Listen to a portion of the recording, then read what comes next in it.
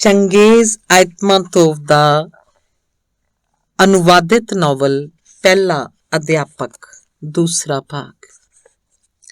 ਅਛੋਪਲੀ ਰਾਤ ਦੇ ਪਰਦੇ ਨੇ ਬਾਰੀਆਂ ਨੂੰ ਆ ਢਕਿਆ ਸੀ। ਦਿਲੋਂ ਮੇਰਾ ਸਾਰਾ ਧਿਆਨ ਬਾਹਰ ਗਲੀ 'ਚ ਸੀ। ਜਦੋਂ ਵੀ ਕੁੱਤੇ ਭੌਂਕਣ ਜਾਂ ਲੋਕਾਂ ਦੀਆਂ ਗੱਲਾਂ ਦੀ ਆਵਾਜ਼ ਆਉਂਦੀ ਤਾਂ ਮੇਰਾ ਦਿਲ ਧੱਕ ਧੱਕ ਕਰਨ ਲੱਗ ਪੈਂਦਾ। ਪਰ ਦੁਇਸ਼ੇਨ ਅਜੇ ਵੀ ਨਹੀਂ ਆਇਆ ਸੀ।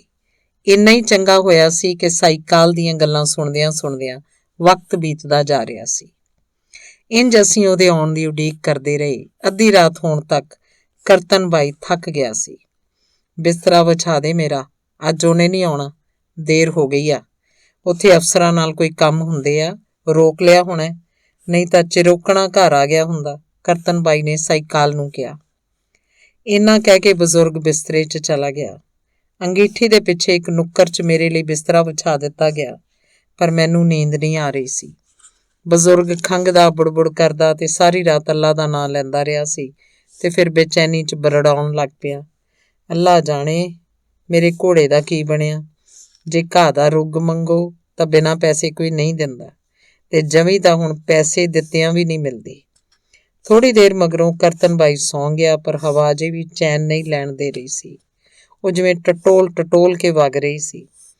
ਛੱਤ ਦੇ ਸਿਰੇ ਨੂੰ ਆਪਣੀਆਂ ਪੰਜਾਂ ਖੁਰਦਰੀਆਂ ਉਂਗਲੀਆਂ ਹਿਲਾ ਕੇ ਸ਼ੀਸ਼ਿਆਂ ਨੂੰ ਖਰੋਚ ਰਹੀ ਸੀ। ਵਿਹੜੇ 'ਚ ਕੰਧਾਂ ਨਾਲ ਖਹਿ ਖਹਿ ਜਾਂਦੇ ਝੱਖੜ ਦੀ ਆਵਾਜ਼ ਸੁਣਾਈ ਦੇ ਰਹੀ ਸੀ। ਬਜ਼ੁਰਗ ਦੀਆਂ ਗੱਲਾਂ ਨਾਲ ਮੈਨੂੰ ਕੋਈ ਹੌਸਲਾ ਨਾ ਮਿਲਿਆ। ਮੈਨੂੰ ਲੱਗ ਰਿਹਾ ਸੀ ਕਿ ਅਧਿਆਪਕ ਜ਼ਰੂਰ ਆਏਗਾ ਤੇ ਉਹਦੀਆਂ ਸੋਚਾਂ 'ਚ ਡੁੱਬੀ ਹੋਈ ਸਾਂ ਕਿ ਮੈਂ ਕਲਪਨਾ ਕਰ ਰਹੀ ਸਾਂ ਕਿ ਉਹ ਰਾਹ 'ਚ ਤੁਰਿਆ ਆ ਰਿਹਾ ਸੀ ਤੇ ਆਲੇ ਦੁਆਲੇ ਬਰਫ਼ ਤੋਂ ਇਲਾਵਾ ਕੁਝ ਹੋਰ ਨਹੀਂ ਸੀ। ਮੈਨੂੰ ਨਹੀਂ ਪਤਾ ਕਿ ਕਿੰਨਾ ਚਿਰ ਮੇਰੀ ਅੱਖ ਲੱਗੀ ਰਹੀ ਸੀ, ਪਰ ਅਚਾਨਕ ਕਿਸੇ ਚੀਜ਼ ਨੇ ਮੈਨੂੰ ਆਪਣਾ ਸਿਰ ਸਿਰਹਾਣੇ ਤੋਂ ਚੁੱਕਣ ਲਈ ਮਜਬੂਰ ਕਰ ਦਿੱਤਾ। ਦਹਾੜਨ ਦੀ ਬੈਠੀ ਜੀ ਨਾਸਲ ਆਵਾਜ਼ ਧਰਤੀ ਤੋਂ ਉੱਠੀ ਤੇ ਹਵਾ 'ਚ ਗੂੰਜੀ। ਬਘਿਆੜ, ਇੱਕ ਨਹੀਂ ਕਈ ਸਨ। ਬਘਿਆੜ ਇੱਕ ਦੂਜੇ ਨੂੰ ਆਵਾਜ਼ਾਂ ਦਿੰਦੇ ਹੋਏ ਸਾਰੇ ਪਾਸਿਆਂ ਤੋਂ ਵੱਧਦੇ ਹੋਏ ਹੋਰ ਨੇੜੇ ਆਉਂਦੇ ਜਾ ਰਹੇ ਸਨ। ਉਹਨਾਂ ਦਾ ਚੀਕ ਚਹਾੜਾ ਤੇ ਆਵਾਜ਼ਾਂ ਘੁਲ ਮਿਲ ਕੇ ਮੈਦਾਨ 'ਚ ਇੱਧਰ ਉੱਧਰ ਘੁੰਮ ਰਹੀਆਂ ਸਨ। ਹਵਾ ਵਗਣ ਕਾਰਨ ਕਦੀ ਨੇੜੇ ਆ ਜਾਂਦੀਆਂ, ਕਦੀ ਦੂਰ ਚਲੀਆਂ ਜਾਂਦੀਆਂ। ਕਦੀ ਕਦੀ ਇੰਝ ਲੱਗਦਾ ਜਿਵੇਂ ਬਘਿਆੜ ਬਿਲਕੁਲ ਹੀ ਨੇੜੇ ਪਿੰਡ ਦੇ ਸਿਰੇ ਤੇ ਪਹੁੰਚ ਗਏ ਹੋਣ। ਬਰਫਾਨੀ ਝੱਖੜ ਨੂੰ ਆਵਾਜ਼ਾਂ ਮਾਰ ਰਹੇ ਨੇ। ਬੁੱਢੀ ਮਾਤਾ ਨੇ ਫੁੱਸ ਫੁੱਸ ਕੀਤਾ।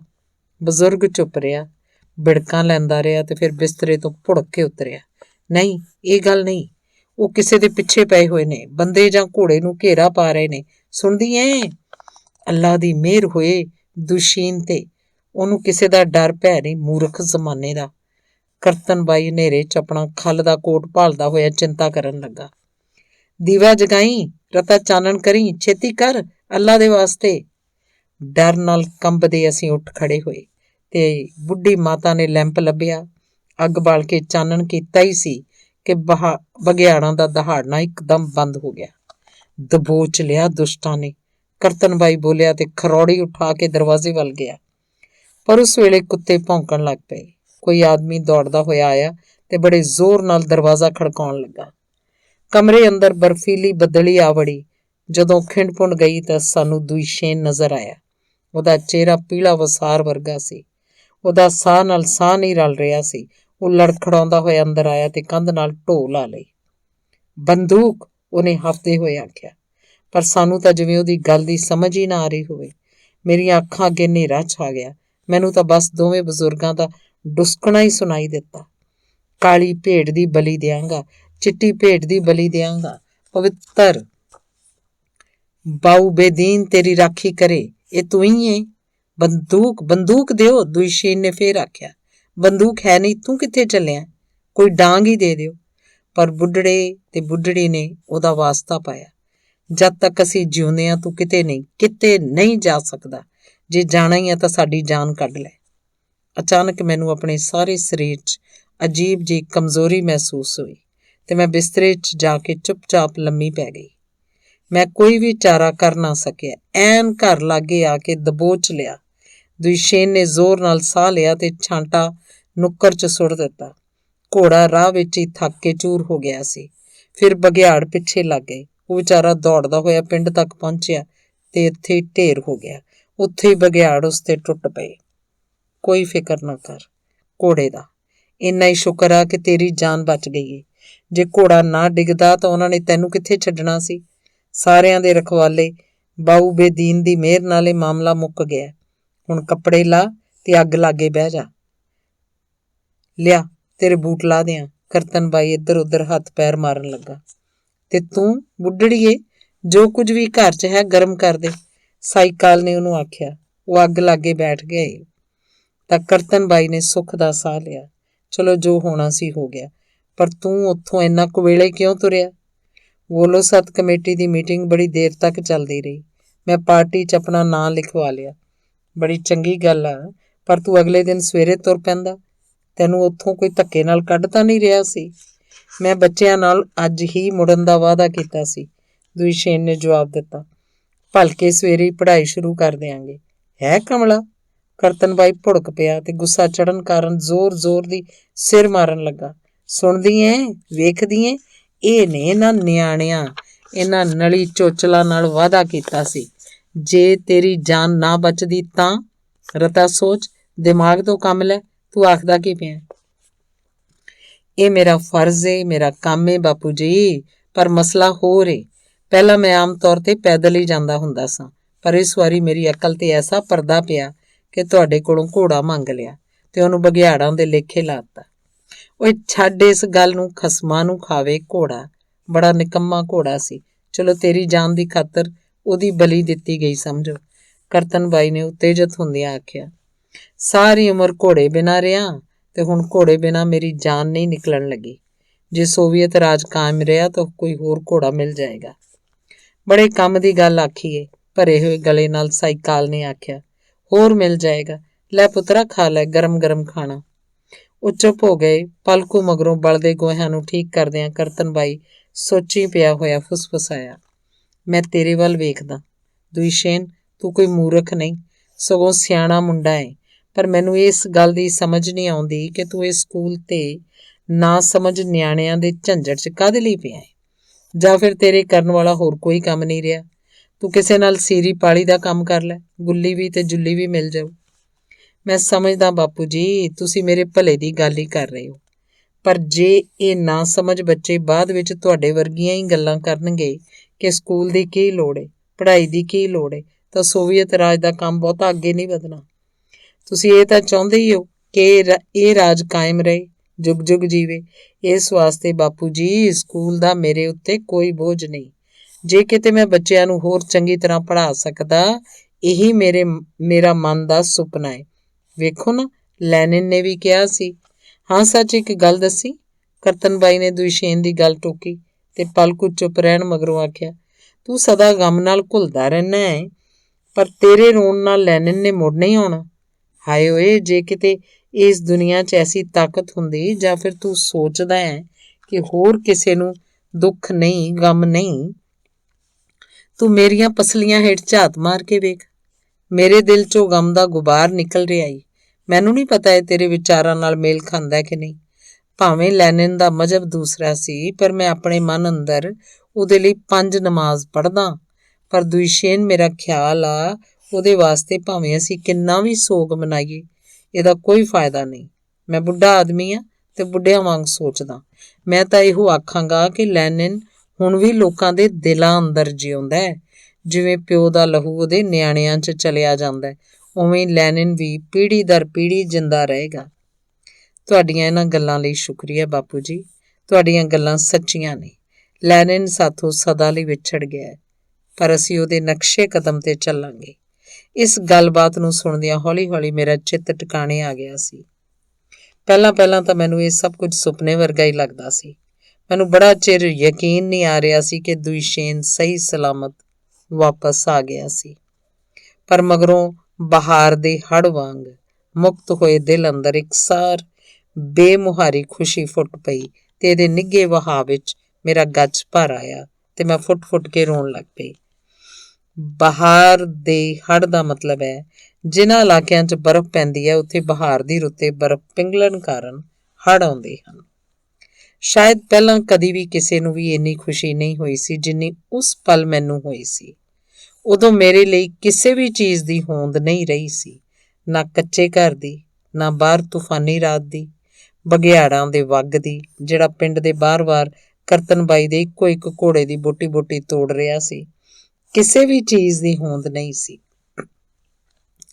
ਮੈਂ ਆਪਣੇ ਦਿਲ, ਆਪਣੀ ਚੇਤਨਾ, ਆਪਣੇ ਸਮੁੱਚੇ ਵਜੂਦ ਅੰਦਰ ਅਪਾਰ ਸੁੱਖ ਮਹਿਸੂਸ ਕਰ ਰਹੀ ਸਾਂ, ਜਿਹੜਾ ਚਾਨਣ ਵਾਂਗ ਅਸੀਮ ਤੇ ਅਨੰਤ ਸੀ। ਮੈਂ ਆਪਣਾ ਸਿਰ ਢੱਕ ਲਿਆ, ਬੁੱਲ ਮੀਟ ਲਈ, ਤਾਂ ਜੋ ਮੈਨੂੰ ਰੋਂਦੀ ਹੋਈ ਨੂੰ ਕੋਈ ਸੁਣ ਨਾ ਲਏ। ਪਰ ਦੁਸ਼ੀਨ ਨੇ ਸੁਣ ਹੀ ਲਿਆ ਸੀ। ਅੰਗੀਠੀ ਲਾਗੇ ਕੌਣ ਰੋਂਦਾ ਪਿਆ? ਦੁਸ਼ੀਨ ਨੇ ਪੁੱਛਿਆ। ਅਲਤਨਾਈ ਬੜੀ ਡਰ ਗਈ ਆ, ਤਾਈਓ ਰੋਂਦੀ ਪਈ ਆ, ਸਾਈਕਾਲ ਨੇ ਆਖਿਆ। ਅਲਤਨਾਈ? ਉਹ ਕਿੱਥੋਂ ਆਈ? ਦੁਸ਼ੀਨ ਆਪਣੀ ਥਾਂ ਤੋਂ ਉੱਠਿਆ ਤੇ ਮੇਰੇ ਸਰਾਣੇ ਲਾਗੇ ਗੋਡਿਆਂ ਦੇ ਭਾਰ ਬੈਠ ਕੇ ਮੇਰੇ ਮੋਢਿਆਂ ਨੂੰ ਹਿਲਾਇਆ। ਅਲਤਨਾਈ, ਤੈਨੂੰ ਕੀ ਹੋਇਆ? ਤੂੰ ਰੋਂਦੀ ਕਿਉਂ ਪਈ ਹੈ? ਮੈਂ ਆਪਣਾ ਮੂੰਹ ਕੰਧ ਵੱਲ ਮੋੜ ਲਿਆ ਤੇ ਮੇਰੀਆਂ ਅੱਖਾਂ ਵਿੱਚੋਂ ਹੰਝੂ ਪਹਿਲਾਂ ਨਾਲੋਂ ਵੀ ਜ਼ੋਰ-ਜ਼ੋਰ ਦੀ ਵਹਿਣ ਲੱਗੇ। ਵਾਹ ਅਲਤਨਾਈ, ਭਲਾ ਇੰਨਾ ਡਰਨਾ ਵੀ ਕੀ ਹੋਇਆ? ਤੂੰ ਐਡੀ ਵੱਡੀ ਹੋ ਗਈ ਹੈ, ਫਿਰ ਵੀ ਰੋਈ ਜਾ ਰਹੀ ਹੈ। ਜ਼ਰਾ ਮੇਰੇ ਵੱਲ ਮੂੰਹ ਕਰ।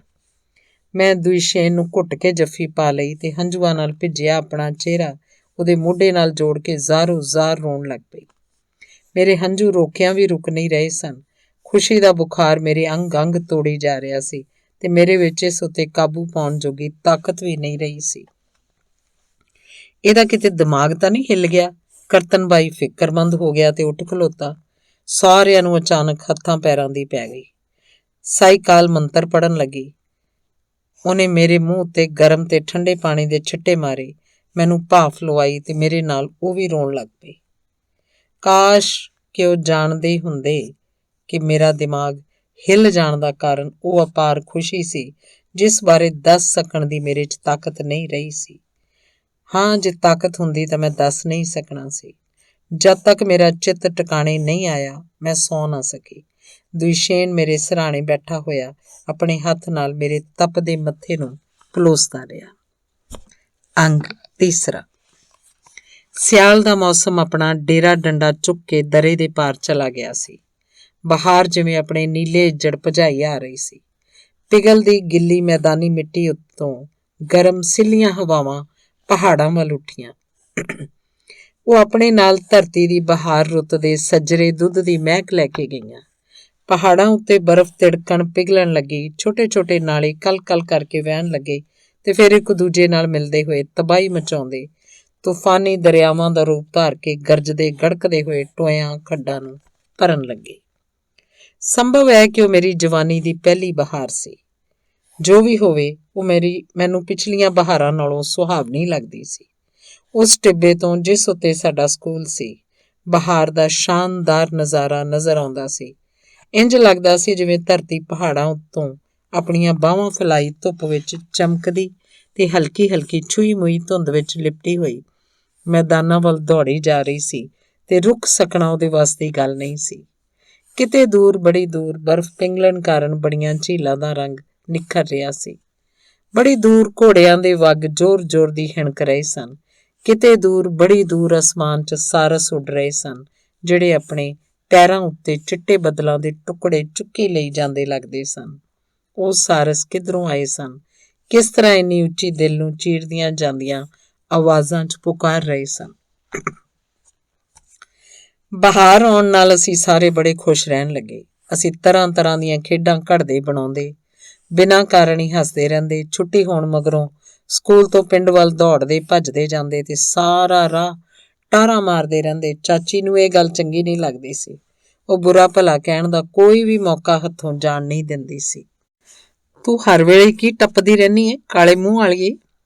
ਤੈਨੂੰ ਇਸ ਗੱਲ ਦਾ ਰਤਾ ਵੀ ਫਿਕਰ ਨਹੀਂ ਕਿ ਅਜੇ ਤੱਕ ਕੁਆਰੀ ਬੈਠੀ ਹੈ? ਚੰਗੇ ਘਰਾਂ ਦੀਆਂ ਕੁੜੀਆਂ ਕਦੋਂ ਦੀਆਂ ਵਿਆਹੀਆਂ ਗਈਆਂ ਨੇ, ਧੀਆਂ ਪੁੱਤਾਂ ਵਾਲੀਆਂ ਬਣ ਗਈਆਂ ਨੇ, ਤੇ ਤੂੰ ਇੱਕ ਸਕੂਲ ਦਾ ਲੜ ਫੜੀ ਬੈਠੀ ਹੈ। ਕੋਈ ਨਹੀਂ, ਤੂੰ ਰਤਾ ਖਲੋ, ਤੈਨੂੰ ਅਕਲ ਸਿਖਾਵਾਂਗੀ। ਪਰ ਸੱਚੀ ਗੱਲ ਤਾਂ ਇਹ ਹੈ ਕਿ ਮੈਂ ਚਾਚੀ ਦੀਆਂ ਧਮਕੀਆਂ ਦੀ ਬਹੁਤੀ ਪਰਵਾਹ ਨਹੀਂ ਕਰਦੀ ਸਾਂ। ਇਹ ਕੋਈ ਨਵੀਂ ਗੱਲ ਨਹੀਂ ਸੀ। ਉਹ ਤਾਂ ਸਾਰੀ ਉਮਰ ਮੈਨੂੰ ਝਿੜਕਦੀ ਝੰਬਦੀ ਰਹੀ ਸੀ ਤੇ ਮੇਰੇ ਬਾਰੇ ਇਹ ਕਹਿਣਾ ਕਿ ਮੈਂ ਅਜੇ ਤੱਕ ਕੁਆਰੀ ਬੈਠੀ ਸਾਂ ਬਿਲਕੁਲ ਬੇਇਨਸਾਫੀ ਵਾਲੀ ਗੱਲ ਸੀ। ਉਸ ਬਹਾਰ ਦੀ ਰੁੱਤੇ ਮੇਰਾ ਕੱਦ ਕਾਠ ਕੁਝ ਜ਼ਿਆਦਾ ਹੀ ਵੱਧ ਗਿਆ ਸੀ।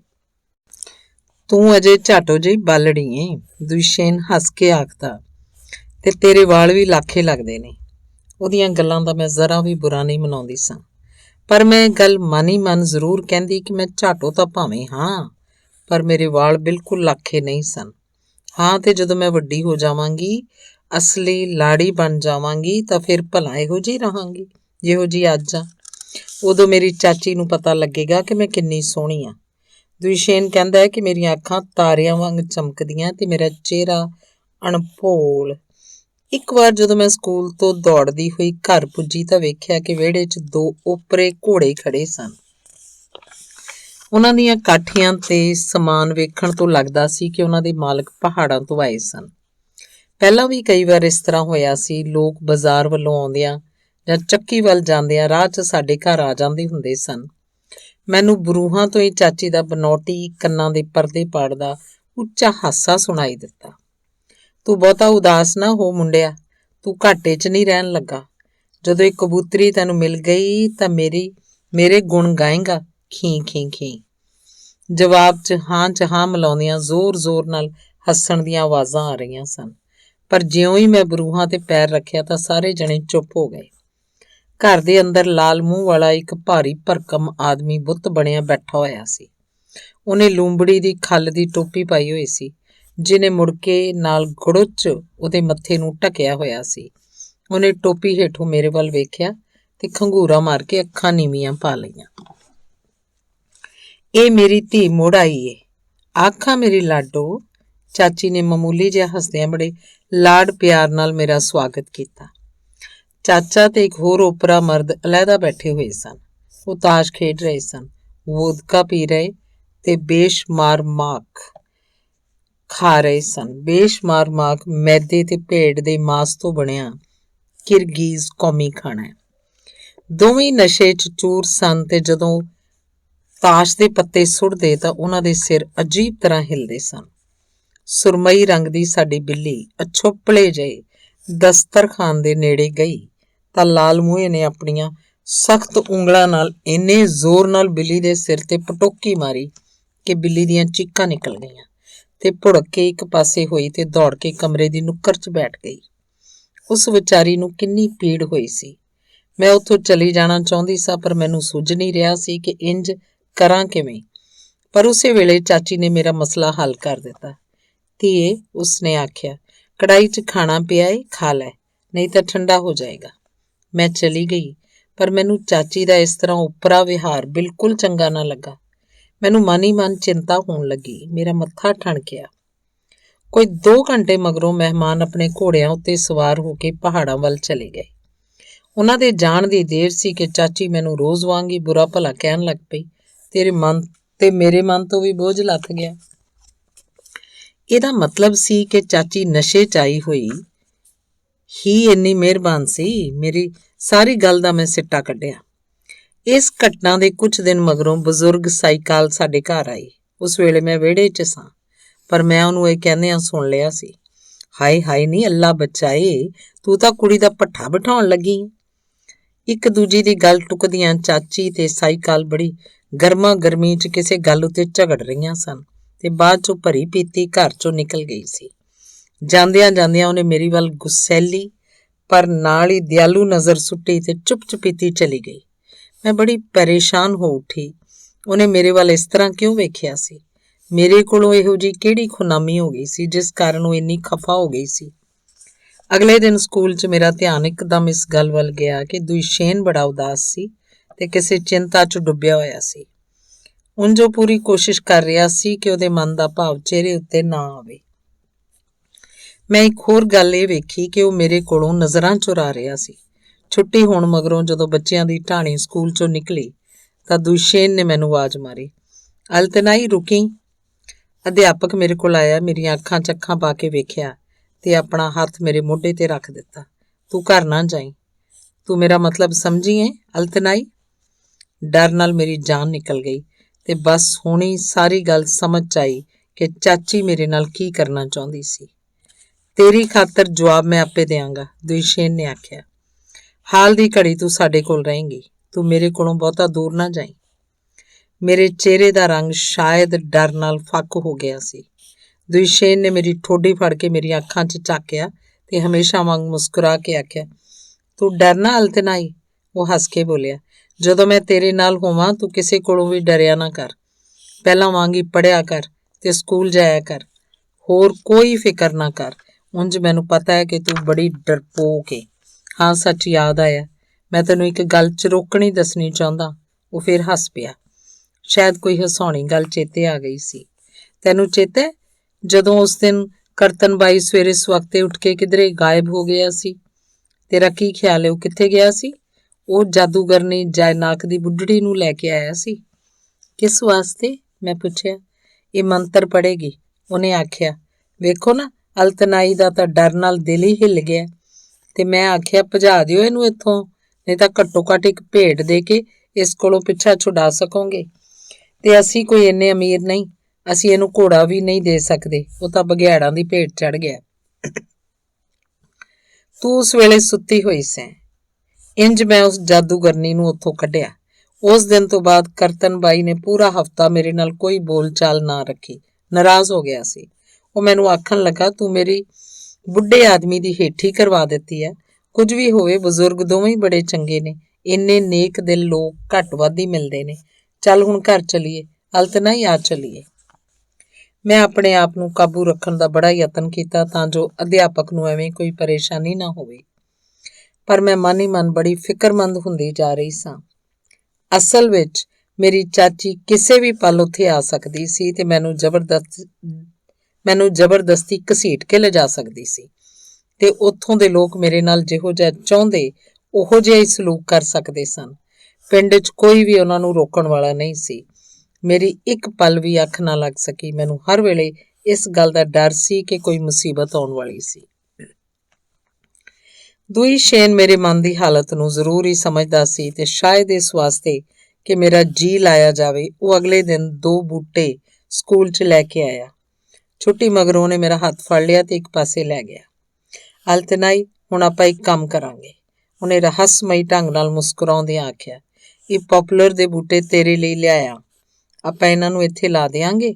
ਜਦੋਂ ਇਹ ਵੱਡੇ ਹੋ ਜਾਣਗੇ, ਤਕੜੇ ਹੋ ਜਾਣਗੇ, ਤਾਂ ਤੂੰ ਵੀ ਸਿਆਣੀ ਹੋ ਜਾਏਂਗੀ ਤੇ ਇੱਕ ਚੰਗੀ ਇਨਸਾਨ ਬਣੇਗੀ। ਤੂੰ ਨੇਕ ਦਿਲ ਏਂ ਤੇ ਤੈਨੂੰ ਗਿਆਨ ਦੀ ਭੁੱਖ ਏ। ਮੈਨੂੰ ਸਦਾ ਇੰਜ ਲੱਗਦਾ ਹੈ ਕਿ ਤੂੰ ਸਾਇੰਸਦਾਨ ਬਣੇਗੀ। ਮੈਨੂੰ ਪੂਰਾ ਵਿਸ਼ਵਾਸ ਸੀ ਇਹ ਗੱਲ ਤੇਰੀ ਕਿਸਮਤ ਵਿੱਚ ਲਿਖੀ ਹੋਈ ਏ। ਅਜੇ ਤੂੰ ਬਾਲੜੀ ਏਂ, ਛਮਕ ਜਾਈਂ ਏਂ ਇਹਨਾਂ ਛੋਟੇ ਛੋਟੇ ਪੋਪੂਲਰਾਂ ਵਰਗੀ। ਚੱਲ ਆ ਅਲਤਨਾਈ, ਇਹਨਾਂ ਨੂੰ ਆਪਣੇ ਹੱਥੀਂ ਲਾਈਏ। ਮੇਰੀ ਇਹ ਸ਼ੁਭ ਇੱਛਾ ਹੈ ਕਿ ਗਿਆਨ ਦਾ ਰਾਹ ਹੀ ਤੇਰੇ ਸੁੱਖ ਦਾ ਰਾਹ ਹੋਵੇ। ਮੇਰੀਆਂ ਅੱਖਾਂ ਦੇ ਤਾਰੇ। ਬੂਟੇ ਮੇਰੇ ਜਿੰਨੇ ਹੀ ਉੱਚੇ ਸਨ। ਪੋਪੂਲਰ ਦੇ ਛੋਟੇ ਛੋਟੇ ਬੂਟੇ ਜਿਨ੍ਹਾਂ ਦੇ ਤਣਿਆਂ ਵਿੱਚ ਨਿਲੱਤਣ ਦੀ ਭਾਅ ਵੱਜਦੀ ਸੀ। ਜਦੋਂ ਅਸੀਂ ਉਹਨਾਂ ਨੂੰ ਸਕੂਲ ਦੇ ਲਾਗੇ ਲਾ ਦਿੱਤਾ ਤਾਂ ਪਹਾੜ ਵੱਲੋਂ ਹਵਾ ਦਾ ਇੱਕ ਬੁੱਲਾ ਆਇਆ ਤੇ ਪਹਿਲੀ ਵਾਰ ਉਹਨਾਂ ਦੀਆਂ ਪੱਤੀਆਂ ਕੰਬੀਆਂ, ਜਿਵੇਂ ਉਹਨਾਂ 'ਚ ਜਾਨ ਫੂਕ ਦਿੱਤੀ ਗਈ ਹੋਵੇ। ਪੱਤੀਆਂ ਕੰਬੀਆਂ, ਪੋਪੂਲਰ ਦੇ ਬੂਟੇ ਹਿੱਲੇ, ਹੁਲਾਰੇ ਲੈਣ ਲੱਗੇ। ਵੇਖ ਕਿੰਨੇ ਸੋਹਣੇ ਲੱਗਦੇ ਨੇ, ਦੁਈਸ਼ੇਨ ਨੇ ਪਿੱਛੇ ਹਟਦਿਆਂ ਕਿਹਾ। ਤੇ ਹੁਣ ਉਸ ਚਸ਼ਮੇ ਦੇ ਤੋਂ ਇੱਥੋਂ ਤੱਕ ਇੱਕ ਖਾਲ ਪੁੱਟਾਂਗੇ, ਫਿਰ ਤੂੰ ਵੇਖੀ ਪੋਪੂਲਰ ਕਿੰਨੇ ਸੋਹਣੇ ਨਿਕਲਦੇ ਨੇ। ਇਹ ਇੱਥੇ ਇਸੇ ਟਿੱਲੇ ਉੱਤੇ 2 ਭਰਾਵਾਂ ਵਾਂਗ ਖੜੇ ਰਹਿਣਗੇ। ਇਹ ਸਦਾ ਵਿਖਾਈ ਦਿੰਦੇ ਰਹਿਣਗੇ ਤੇ ਭਲੇ ਲੋਕ ਇਹਨਾਂ ਨੂੰ ਵੇਖ ਕੇ ਖੁਸ਼ ਹੋਇਆ ਕਰਨਗੇ। ਉਦੋਂ ਜ਼ਿੰਦਗੀ ਦਾ ਰੂਪ ਵੀ ਕੁਝ ਹੋਰ ਹੀ ਹੋਏਗਾ। ਅਲਤਨਾਈ, ਭਵਿੱਖ ਇਸ ਨਾਲੋਂ ਚੰਗੇਰਾ ਹੋਏਗਾ। ਹੁਣ ਵੀ ਮੇਰੇ ਕੋਲ ਇਸ ਗੱਲ ਦਾ ਥੋੜ੍ਹਾ ਜਿੰਨਾ ਵੀ ਪ੍ਰਗਟਾ ਕਰਨ ਲਈ ਸ਼ਬਦ ਨਹੀਂ ਹਨ ਕਿ ਦੁਈਸ਼ੇਨ ਦੀ ਇਸ ਨੇਕ ਦਿਲੀ ਨੇ ਮੈਨੂੰ ਕਿੰਨਾ ਟੁੰਬਿਆ ਸੀ। ਉਦੋਂ ਮੈਂ ਉੱਥੇ ਖੜੀ ਉਸ ਵੱਲ ਵੇਖਦੀ ਰਹਿ ਗਈ ਸਾਂ। ਮੈਂ ਇਸ ਤਰ੍ਹਾਂ ਵੇਖੀ ਜਾ ਰਹੀ ਸਾਂ ਜਿਵੇਂ ਪਹਿਲੀ ਵਾਰ ਮੈਨੂੰ ਉਹਦਾ ਚਿਹਰਾ ਨਜ਼ਰ ਆ ਰਿਹਾ ਹੋਵੇ ਕਿ ਉਹ ਕਿੰਨਾ ਸੋਹਣਾ ਹੈ, ਕਿੰਨਾ ਉਜਲਾ ਹੈ। ਉਹਦੀਆਂ ਅੱਖਾਂ 'ਚ ਕਿੰਨੀ ਕੋਮਲਤਾ ਤੇ ਦਿਆਲਤਾ ਹੈ, ਜਿਵੇਂ ਮੈਨੂੰ ਕਦੀ ਪਤਾ ਹੀ ਨਾ ਲੱਗਾ ਹੋਵੇ ਕਿ ਉਹਦੇ ਹੱਥ ਕਿੰਨੇ ਮਜ਼ਬੂਤ, ਕਿੰਨੇ ਛੋਲੇ ਹਨ। ਦਿਲ ਨੂੰ ਨਿੱਘ ਪਹੁੰਚਾਉਣ ਵਾਲੀ ਉਹਦੀ ਮੁਸਕਾਨ ਕਿੰਨੀ ਨਿਰਛਲ ਹੈ। ਉਦੋਂ ਇੱਕ ਨਵੀਂ ਅਣਜਾਣ ਭਾਵਨਾ ਡੂੰਘੀ ਉਤੇਜਨਾ ਨਾਲ ਮੇਰੇ ਦਿਲ 'ਚ ਉੱਠੀ। ਉਸ ਸੰਸਾਰ ਵਿੱਚੋਂ ਜੋ ਮੇਰੇ ਲਈ ਉਸ ਵੇਲੇ ਤੱਕ ਇੱਕ ਭੇਦ ਬਣਿਆ ਹੋਇਆ ਸੀ। ਮੈਂ ਮਨ ਹੀ ਮਨ ਦੁਈਸ਼ੇਨ ਨੂੰ ਇਹ ਕਹਿਣ ਲਈ ਮਚਲ ਰਹੀ ਸਾਂ, ਹੇ ਅਧਿਆਪਕ, ਇਸ ਗੱਲ ਲਈ ਤੇਰਾ ਸ਼ੁਕਰੀਆ ਕਿ ਤੂੰ ਇੰਨੇ ਚੰਗੇ ਇਨਸਾਨ ਦੇ ਰੂਪ 'ਚ ਜਨਮ ਲਿਆ। ਮੈਂ ਤੈਨੂੰ ਆਪਣੇ ਮਨ 'ਚ ਸਮੋ ਲੈਣਾ ਚਾਹੁੰਦੀ ਹਾਂ, ਪਰ ਮੇਰੀ ਹਿੰਮਤ ਨਹੀਂ ਹੋ ਰਹੀ ਸੀ। ਮੈਨੂੰ ਇਹ ਗੱਲ ਕਹਿਣ ਤੋਂ ਸ਼ਰਮ ਆ ਰਹੀ ਸੀ। ਸ਼ਾਇਦ ਮੈਨੂੰ ਇਹ ਗੱਲ ਕਹਿਣੀ ਚਾਹੀਦੀ ਸੀ। ਪਰ ਉਸੇ ਵੇਲੇ ਅਸੀਂ ਨਿਰਮਲ ਆਕਾਸ਼ ਦੇ ਥੱਲੇ ਪਹਾੜਾਂ ਦੀ ਗੋਦ ਵਿੱਚ, ਜਿਸ ਉੱਤੇ ਬਹਾਰ ਦੀ ਹਰਿਆਲੀ ਦੀ ਚਾਦਰ ਵਿਛੀ ਹੋਈ ਸੀ, ਆਪਣੀਆਂ ਆਪਣੀਆਂ ਸੋਚਾਂ 'ਚ ਡੁੱਬੇ ਹੋਏ ਟਿੱਲੇ ਉੱਤੇ ਖੜੇ ਸਾਂ। ਉਸ ਘੜੀ ਮੈਂ ਆਪਣੇ ਸਿਰ ਉੱਤੇ ਮੰਡਰਾ ਰਹੇ ਖਤਰੇ ਬਾਰੇ ਬਿਲਕੁਲ ਹੀ ਭੁੱਲ ਗਈ ਸਾਂ। ਮੈਂ ਸੋਚਿਆ ਹੀ ਨਹੀਂ ਸੀ ਕਿ ਭਲਕੇ ਮੇਰੇ ਨਾਲ ਕੀ ਬੀਤੇਗੀ। ਮੈਨੂੰ ਇਸ ਗੱਲ ਦਾ ਧਿਆਨ ਹੀ ਨਾ ਰਿਹਾ ਕਿ ਅੱਜ ਦੂਸਰੇ ਦਿਨ ਵੀ ਚਾਚੀ ਮੈਨੂੰ ਲੱਭਣ ਨਹੀਂ ਆਈ ਸੀ ਜਾਂ ਫਿਰ ਉਹਨਾਂ ਨੇ ਮੈਨੂੰ ਬਿਲਕੁਲ ਭੁਲਾ ਦਿੱਤਾ ਸੀ, ਮੈਨੂੰ ਇਸ ਤਰ੍ਹਾਂ ਚੈਨ ਨਾਲ ਰਹਿਣ ਵਾਸਤੇ ਛੱਡ ਦਿੱਤਾ ਸੀ। ਪਰ ਦੁਸ਼ਯੇਨ ਨੂੰ ਇਸ ਗੱਲ ਦੀ ਚਿੰਤਾ ਸੀ। ਤੂੰ ਅਲਤਨਾਈ ਘਬਰਾ ਨਾ, ਅਸੀਂ ਕੋਈ ਨਾ ਕੋਈ ਰਾਹ ਲੱਭ ਲਵਾਂਗੇ। ਜਦੋਂ ਅਸੀਂ ਪਿੰਡ ਵੱਲ ਜਾ ਰਹੇ ਸਾਂ ਤਾਂ ਉਹਨੇ ਆਖਿਆ, ਪਰਸੋਂ ਮੈਂ ਵੋਲੋਸਤ ਜਾਵਾਂਗਾ। ਮੈਂ ਉੱਥੇ ਤੇਰੇ ਬਾਰੇ ਗੱਲ ਕਰਾਂਗਾ। ਹੋ ਸਕਦਾ ਹੈ ਇੰਨੀ ਕੁ ਗੱਲ ਬਣਾ ਸਕਾਂ ਕਿ ਤੈਨੂੰ ਸ਼ਹਿਰ 'ਚ ਪੜ੍ਹਾਈ ਕਰਨ ਲਈ ਭੇਜ ਦਿੱਤਾ ਜਾਏ। ਤੂੰ ਜਾਣਾ ਚਾਹੁੰਦੀ ਹੈ? ਜਿਵੇਂ ਤੁਸੀਂ ਆਖੋਗੇ ਮਾਸਟਰ ਜੀ, ਉਵੇਂ ਹੀ ਕਰਾਂਗੀ, ਮੈਂ ਜਵਾਬ ਦਿੱਤਾ। ਇਹ ਗੱਲ ਮੇਰੀ ਸਮਝ ਤੋਂ ਬਾਹਰ ਸੀ ਕਿ ਸ਼ਹਿਰ ਕਿਹੋ ਜਿਹਾ ਹੁੰਦਾ ਹੈ, ਪਰ ਮੇਰੇ ਲਈ ਦੁਸ਼ਯੇਨ ਦੀ ਆਖੀ ਗੱਲ ਹੀ ਕਾਫੀ ਸੀ ਕਿ ਮੈਂ ਸ਼ਹਿਰ 'ਚ ਰਹਿਣ ਦੇ ਸੁਪਨੇ ਲੈਣ ਲੱਗ ਪੈਂਦੀ। ਕਦੀ ਤਾਂ ਮੈਂ ਉਸ ਨਾ ਵਾਕਫੀਅਤ ਬਾਰੇ ਸੋਚ ਕੇ ਡਰ ਜਾਂਦੀ ਜੋ ਮੇਰੇ ਸਾਹਮਣੇ ਆਉਣ ਵਾਲੀ ਸੀ। ਕਦੀ ਮੇਰਾ ਹੌਸਲਾ ਵੱਜ ਜਾਂਦਾ। ਮੁੱਕਦੀ ਗੱਲ ਇਹ ਕਿ ਮੇਰੇ ਉੱਤੇ ਸ਼ਹਿਰ ਜਾਣ ਦੀ ਲਗਨ ਸਵਾਰ ਹੋ ਚੁੱਕੀ ਸੀ। ਅਗਲੇ ਦਿਨ ਸਕੂਲ 'ਚ ਵੀ ਮੈਂ ਇਹਨਾਂ ਹੀ ਸੋਚਾਂ 'ਚ ਪਈ ਹੋਈ ਸਾਂ ਕਿ ਸ਼ਹਿਰ ਵਿੱਚ ਕਿਸ ਦੇ ਕੋਲ ਰਹਾਂਗੀ, ਕਿਵੇਂ ਗੁਜ਼ਾਰਾ ਕਰਾਂਗੀ। ਜੇ ਕੋਈ ਮੈਨੂੰ ਆਪਣੇ ਕੋਲ ਰੱਖ ਲਏਗਾ ਤੇ ਮੈਂ ਉਹਦੇ ਵਾਸਤੇ ਲੱਕੜਾਂ ਪਾੜ ਦਿਆ ਕਰਾਂਗੀ, ਪਾਣੀ ਲਿਆ ਦਿਆ ਕਰਾਂਗੀ, ਕੱਪੜੇ ਧੋ ਦਿਆ ਕਰਾਂਗੀ, ਜੋ ਕੁਝ ਵੀ ਕਰਨ ਲਈ ਆਖਿਆ ਜਾਏਗਾ ਕਰਾਂਗੀ। ਜਮਾਤ ਵਿੱਚ ਬੈਠੀ ਮੈਂ ਸੋਚਾਂ 'ਚ ਇੰਨੀ ਖੁੱਭੀ ਹੋਈ ਸਾਂ ਕਿ ਅਚਾਨਕ ਤਰਬਕ ਉੱਠੀ। ਸਾਡੇ ਖਸਤਾ ਹਾਲ ਸਕੂਲ ਦੀਆਂ ਦੀਵਾਰਾਂ ਪਿੱਛੋਂ ਘੋੜਿਆਂ ਦੇ ਪੌੜਾਂ ਦੀ ਟਾਪ ਸੁਣਾਈ ਦਿੱਤੀ। ਇਹ ਅਚਾਨਕ ਹੋ ਗਿਆ ਸੀ। 2 ਘੋੜੇ ਸਰਪਟ ਦੌੜੇ ਆ ਰਹੇ ਸਨ। ਇੰਜ ਲੱਗਦਾ ਸੀ ਕਿ ਉਹ ਸਾਡੇ ਸਕੂਲ ਨੂੰ ਹੀ ਦਰੜ ਕੇ ਰੱਖ ਦੇਣਗੇ। ਅਸੀਂ ਸਾਰੇ ਚੁਕੰਨੇ ਹੋ ਗਏ, ਠਠੰਬਰ ਗਏ। ਤੁਸੀਂ ਆਪਣੇ ਕੰਮ 'ਚ ਲੱਗੇ ਰਹੋ, ਉਧਰ ਧਿਆਨ ਨਾ ਦਿਓ, ਦੁਸ਼ਯੇਨ ਨੇ ਝਟਪਟ ਆਖਿਆ। ਪਰ ਉਸ ਵੇਲੇ ਖੜਕ ਕਰਕੇ ਦਰਵਾਜ਼ਾ ਖੁੱਲਿਆ ਤੇ ਬਰੂਹਾਂ 'ਚ ਮੇਰੀ ਚਾਚੀ ਵਿਖਾਈ ਦਿੱਤੀ। ਉਹਦੇ ਮੂੰਹ ਉੱਤੇ ਖੋਰੀ ਲਲਕਾਰਦੀ ਹੋਈ ਮੁਸਕਾਨ ਨੱਚ ਰਹੀ ਸੀ। ਦੁਸ਼ਯੇਨ ਦਰਵਾਜ਼ੇ ਕੋਲ ਗਿਆ। ਤੁਹਾਨੂੰ ਕੀ ਕੰਮ ਹੈ? ਉਹ ਕੰਮ ਹੈ ਜਿਸ ਨਾਲ ਤੇਰਾ ਕੋਈ ਵਾਸਤਾ ਨਹੀਂ। ਮੈਂ ਆਪਣੀ ਛੋਕਰੀ ਦਾ ਵਿਆਹ ਕਰਨਾ ਹੈ। ਤੇ ਚਾਚੀ ਮੇਰੇ ਵੱਲ ਝਪਟੀ, ਪਰ ਦੁਸ਼ਯੇਨ ਨੇ ਉਹਦਾ ਰਾਹ ਰੋਕ ਲਿਆ। ਇੱਥੇ ਤਾਂ ਸਿਰਫ ਸਕੂਲੀ ਬੱਚੀਆਂ ਹੀ ਨੇ ਤੇ ਵਿਆਹਣ ਜੋਗੀ ਅਜੇ ਕੋਈ ਵੀ ਨਹੀਂ, ਦੁਸ਼ਯੇਨ ਨੇ ਦ੍ਰਿੜਤਾ ਨਾਲ ਆਖਿਆ। ਵੇਖ ਲਵਾਂਗੇ ਇਹ ਵੀ। ਵੇ ਮੁੰਡਿਓ, ਫੜ ਲਓ ਇਸ ਛੋਕਰੀ ਨੂੰ, ਲੈ ਚਲੋ ਧੂ ਕੇ ਇਹਨੂੰ। ਚਾਚੀ ਨੇ ਘੋੜਸਵਾਰ ਵੱਲ ਹੱਥ ਨਾਲ ਇਸ਼ਾਰਾ ਕੀਤਾ। ਇਹ ਉਹੀ ਲਾਲ ਮੂੰਹਾਂ ਸੀ ਜਿਹਨੇ ਲੂੰਬੜੀ ਦੀ ਖਲ ਦੀ ਟੋਪੀ ਪਾਈ ਹੋਈ ਸੀ। ਉਹਦੇ ਮਗਰ 2 ਹੋਰ ਆਦਮੀ ਘੋੜਿਆਂ ਤੋਂ ਉਤਰ ਕੇ ਤੇਜ਼ੀ ਨਾਲ ਸਾਡੇ ਵੱਲ ਆ ਰਹੇ ਸਨ। ਉਹਨਾਂ ਦੇ ਹੱਥਾਂ 'ਚ ਡਾਂਗਾਂ ਸਨ। ਦੁਸ਼ਯੇਨ ਆਪਣੀ ਥਾਂ ਤੋਂ ਪਿੱਛੇ ਨਹੀਂ ਹਟਿਆ। ਤੂੰ ਕਮਜ਼ਾਤ ਕੁੱਤਿਆ, ਦੂਸਰਿਆਂ ਦੀਆਂ ਕੁੜੀਆਂ ਨੂੰ ਇੱਥੇ ਇੰਜ ਰੱਖਿਆ ਹੋਇਆ ਹੈ ਜਿਵੇਂ ਤੇਰੀਆਂ ਰੰਨਾਂ ਹੋਣ। ਹਟ ਜਾ ਪਾਸੇ। ਲਾਲ ਮੂੰਹਾਂ ਰਿੱਛ ਵਾਂਗ ਦੁਸ਼ਯੇਨ ਉੱਤੇ ਝਪਟਿਆ। ਤੁਹਾਨੂੰ ਅੰਦਰ ਆਉਣ ਦਾ ਕੋਈ ਹੱਕ ਨਹੀਂ, ਇਹ ਸਕੂਲ ਏ, ਦੁਸ਼ਯੇਨ ਨੇ ਕਿਹਾ, ਜਿਹਦੇ ਦਰਵਾਜ਼ੇ ਦੀ ਚੁਗਾਠ ਨੂੰ ਘੁੱਟ ਕੇ ਫੜਿਆ ਹੋਇਆ ਸੀ। ਮੈਂ ਆਖਿਆ ਸੀ ਨਾ, ਚਾਚੀ ਭੌਂਕੀ। ਇਹ ਆਪ ਚਿਰਾਂ ਤੋਂ ਕੁੜੀ ਨਾਲ ਗੁਲਛਰੇ ਡਾਉਂਦਾ ਫਿਰਦਾ, ਮੁਫਤ ਵਿੱਚ ਇਸ ਕੁੱਤੀ ਨੂੰ ਫਸਾ ਲਿਆ। ਮੈਂ ਤੇਰੇ ਸਕੂਲ ਉੱਤੇ ਥੁੱਕਦਾ ਵੀ ਨਹੀਂ, ਛਾਂਟਾ ਹਿਲਾਉਂਦਾ ਹੋਇਆ ਲਾਲ ਮੂੰਹਾਂ ਕੜਕਿਆ। ਪਰ ਦੁਸ਼ਯੇਨ ਨੇ ਉਸ ਉੱਤੇ ਪਹਿਲਾਂ ਹੀ ਵਾਰ ਕਰ ਦਿੱਤਾ। ਉਹਨੇ ਪੂਰੇ ਜ਼ੋਰ ਨਾਲ ਉਹਦੇ ਢਿੱਡ 'ਚ ਲੱਤ ਮਾਰੀ। ਲਾਲ ਮੂੰਹੇ ਦੀ ਚੀਕ ਨਿਕਲ ਗਈ ਤੇ ਡਿੱਗ ਪਿਆ। ਉਸੇ ਵੇਲੇ ਲਾਠੀਆਂ ਵਾਲੇ 2 ਆਦਮੀ ਅਧਿਆਪਕ ਉੱਤੇ ਟੁੱਟ ਪਏ। ਬੱਚੇ ਚੀਕਾਂ ਮਾਰਦੇ ਹੋਏ ਦੌੜ ਕੇ ਮੇਰੇ ਕੋਲ ਆ ਗਏ। ਉਹਨਾਂ ਲੋਕਾਂ ਨੇ ਧੱਕੇ ਮਾਰ-ਮਾਰ ਕੇ ਦਰਵਾਜ਼ਾ ਟੋਟੇ ਕਰ ਦਿੱਤਾ। ਮੈਂ ਗੁੱਥਮ ਗੁੱਥਾ ਹੋਣ ਵਾਲਿਆਂ ਵੱਲ ਵਧੀ। ਮੈਂ ਆਪਣੇ ਨਾਲ ਚੰਬੜੇ ਹੋਏ ਬੱਚਿਆਂ ਨੂੰ ਵੀ ਨਾਲ ਹੀ ਧੂ ਕੇ ਲੈ ਗਈ। ਮਾਸਟਰ ਜੀ ਨੂੰ ਛੱਡ ਦਿਓ, ਉਹਨਾਂ ਨੂੰ ਨਾ ਮਾਰੋ। ਲਓ, ਲੈ ਚਲੋ ਮੈਨੂੰ, ਪਰ ਮਾਸਟਰ ਜੀ ਨੂੰ ਨਾ ਮਾਰੋ। ਦੁਸ਼ਯੇਨ ਨੇ ਮੇਰੇ ਵੱਲ ਵੇਖਿਆ। ਉਹ ਖੂਨ ਨਾਲ ਲੱਥਪੱਥ ਹੋਇਆ ਬੁੜਾ ਭਿਆਨਕ ਤੇ ਕਠੋਰ ਨਜ਼ਰ ਆ ਰਿਹਾ ਸੀ। ਦੁਸ਼ਯੇਨ ਨੇ ਮੇਰੇ ਵੱਲ ਵੇਖਿਆ। ਖੂਨ ਨਾਲ ਲੱਥਪੱਥ ਹੋਇਆ ਬੜਾ ਭਿਆਨਕ ਤੇ ਕਠੋਰ ਨਜ਼ਰ ਆ ਰਿਹਾ ਸੀ। ਉਹਨੇ ਭੁੰਜੇ ਪਿਆ ਹੋਇਆ ਦਰਵਾਜ਼ੇ ਦਾ ਤਖਤਾ ਚੁੱਕ ਲਿਆ ਤੇ ਇਹਨੂੰ ਹਿਲਾਉਂਦਾ ਹੋਇਆ ਚੀਕਿਆ, ਦੌੜ ਜਾਓ ਬੱਚਿਓ, ਪਿੰਡ ਵੱਲ ਦੌੜ ਜਾਓ। ਤੂੰ ਵੀ ਦੌੜ ਜਾ ਅਲਤਨਾਈ। ਉਹਦੀ ਆਵਾਜ਼ ਇੱਕ ਚੀਕ ਬਣ ਕੇ ਟੁੱਟ ਗਈ। ਉਹਨਾਂ ਲੋਕਾਂ ਨੇ ਦੁਸ਼ਯੇਨ ਦੀ ਬਾਂਹ ਤੋੜ ਦਿੱਤੀ ਸੀ। ਬਾਂਹ ਨੂੰ ਹਿੱਕ ਨਾਲ ਜੋੜ ਕੇ ਉਹ ਪਿੱਛੇ ਹਟ ਗਿਆ। ਪਰ ਮੋਟੀ ਮੱਤ ਵਾਲੇ ਹਲਕਾਏ ਝੋਟਿਆਂ ਵਾਂਗ ਅੜਿੰਗਦੇ ਹੋਏ ਉਹ ਲੋਕ ਬੇਸਹਾਰਾ ਦੁਸ਼ਯੇਨ ਨੂੰ ਕੁੱਟਣ ਲੱਗ ਪਏ। ਕੁੱਟੋ ਕੁੱਟੋ, ਸਿਰ ਪਾੜ ਦਿਓ, ਜਾਨੋਂ ਮਾਰ ਦਿਓ। ਉਸ ਵੇਲੇ ਕ੍ਰੋਧ 'ਚ ਸੜਦੀ ਹੋਈ ਮੇਰੀ ਚਾਚੀ ਤੇ ਲਾਲ ਮੂੰਹਾਂ ਮੇਰੇ ਵੱਲ ਵਧੇ। ਉਹਨਾਂ ਮੇਰੀ ਗੁੱਤ ਫੜ ਲਈ ਤੇ ਮੈਨੂੰ ਘੜੀਸ ਕੇ ਵਿਹੜੇ 'ਚ ਲੈ ਗਏ। ਮੈਂ ਪੂਰਾ ਜ਼ੋਰ ਲਾ ਕੇ ਆਪਾ ਛੁਡਾਉਣ ਦੀ ਕੋਸ਼ਿਸ਼ ਕਰ ਰਹੀ ਸਾਂ। ਮੈਨੂੰ ਇੱਕ ਪਲ ਲਈ ਚੀਕ ਚਿਹਾੜਾ ਪਾ ਰਹੇ ਬੱਚੇ ਦਿਖਾਈ ਦਿੱਤੇ ਤੇ ਦੁਸ਼ੇਨ ਕੰਧ ਨੇੜੇ ਸੀ, ਜਿਸ ਉੱਤੇ ਪਏ ਹੋਏ ਲਹੂ ਦੇ ਛਿੱਟੇ ਜੰਮ ਕੇ ਕਾਲੇ ਹੋ ਗਏ ਸਨ। ਮਾਸਟਰ ਜੀ! ਪਰ ਦੁਸ਼ੇਨ ਮੇਰੀ ਕੋਈ ਮਦਦ ਨਹੀਂ ਕਰ ਸਕਦਾ ਸੀ। ਉਹ ਅਜੇ ਵੀ ਖਲੋਤਾ ਹੋਇਆ ਸੀ ਤੇ ਘਸੁੰਨ ਵੱਜਣ ਕਾਰਨ ਇੰਜ ਲੜਖੜਾ ਰਿਹਾ ਸੀ ਜਿਵੇਂ ਸ਼ਰਾਬੀ ਹੋਵੇ। ਉਹ ਆਪਣਾ ਲੁੜਕ ਰਿਹਾ ਸਿਰ ਚੁੱਕਣ ਦਾ ਯਤਨ ਕਰਦਾ, ਪਰ ਉਹ ਵਹਿਸ਼ੀ ਲੋਕ ਉਹਨੂੰ ਅੰਨ੍ਹੇਵਾਹ ਕੁੱਟੀ ਜਾ ਰਹੇ ਸਨ। ਮੈਨੂੰ ਭੁੰਜੇ ਸਿੱਟ ਦਿੱਤਾ ਗਿਆ। ਰੱਸੀ ਨਾਲ ਮੇਰੇ ਹੱਥ ਬੰਨ੍ਹ ਦਿੱਤੇ ਗਏ। ਉਸ ਵੇਲੇ ਦੁਸ਼ੇਨ ਜ਼ਮੀਨ ਉੱਤੇ ਡਿੱਗ ਪਿਆ। ਮਾਸਟਰ ਜੀ! ਪਰ ਮੇਰਾ ਮੂੰਹ ਬੰਦ ਕਰ ਦਿੱਤਾ ਗਿਆ ਤੇ ਚੁੱਕ ਕੇ ਘੋੜੇ ਤੇ ਪਾ ਦਿੱਤਾ। ਲਾਲ ਮੂੰਹਾਂ ਪਹਿਲਾਂ ਹੀ ਘੋੜੇ ਤੇ ਚੜ੍ਹ ਕੇ ਬੈਠਾ ਹੋਇਆ ਸੀ। ਉਹਨੇ ਮੈਨੂੰ ਆਪਣੀਆਂ ਬਾਹਾਂ ਤੇ ਹਿੱਕ ਨਾਲ ਦੱਬ ਕੇ ਜਕੜ ਲਿਆ ਤੇ ਦੂਜੇ ਦੋ ਜਣੇ ਵੀ ਜਿਹੜੇ ਦੁਸ਼ੇਨ ਕੁੱਟ ਰਹੇ ਸਨ, ਪਲਾਕੀ ਮਾਰ ਕੇ ਘੋੜਿਆਂ ਤੇ ਚੜ੍ਹ ਗਏ ਤੇ ਚਾਚੀ ਨਾਲ ਦੌੜੀ ਜਾਂਦੀ ਮੇਰੇ ਸਿਰ 'ਚ ਮੁੱਕੀਆਂ ਮਾਰੀ ਜਾਂਦੀ ਸੀ। ਕਿਉਂ ਆਇਆ ਸਵਾਦ? ਮੈਂ ਤੈਨੂੰ ਆਪਣੇ ਘਰੋਂ ਦਫਾ ਕਰਦੀ ਆਂ ਤੇ ਤੇਰੇ ਮਾਸਟਰ ਦਾ ਟੈਂਟਾ ਵੀ ਮੁੱਕ ਗਿਆ। ਪਰ ਟੈਂਟਾ ਅਜੇ ਮੁੱਕਿਆ ਨਹੀਂ ਸੀ। ਅਚਾਨਕ ਪਿੱਛੋਂ ਲਾਚਾਰੀ ਭਰੀ ਆਵਾਜ਼ ਆਈ, ਆਲ ਤੇ ਨਾਈ।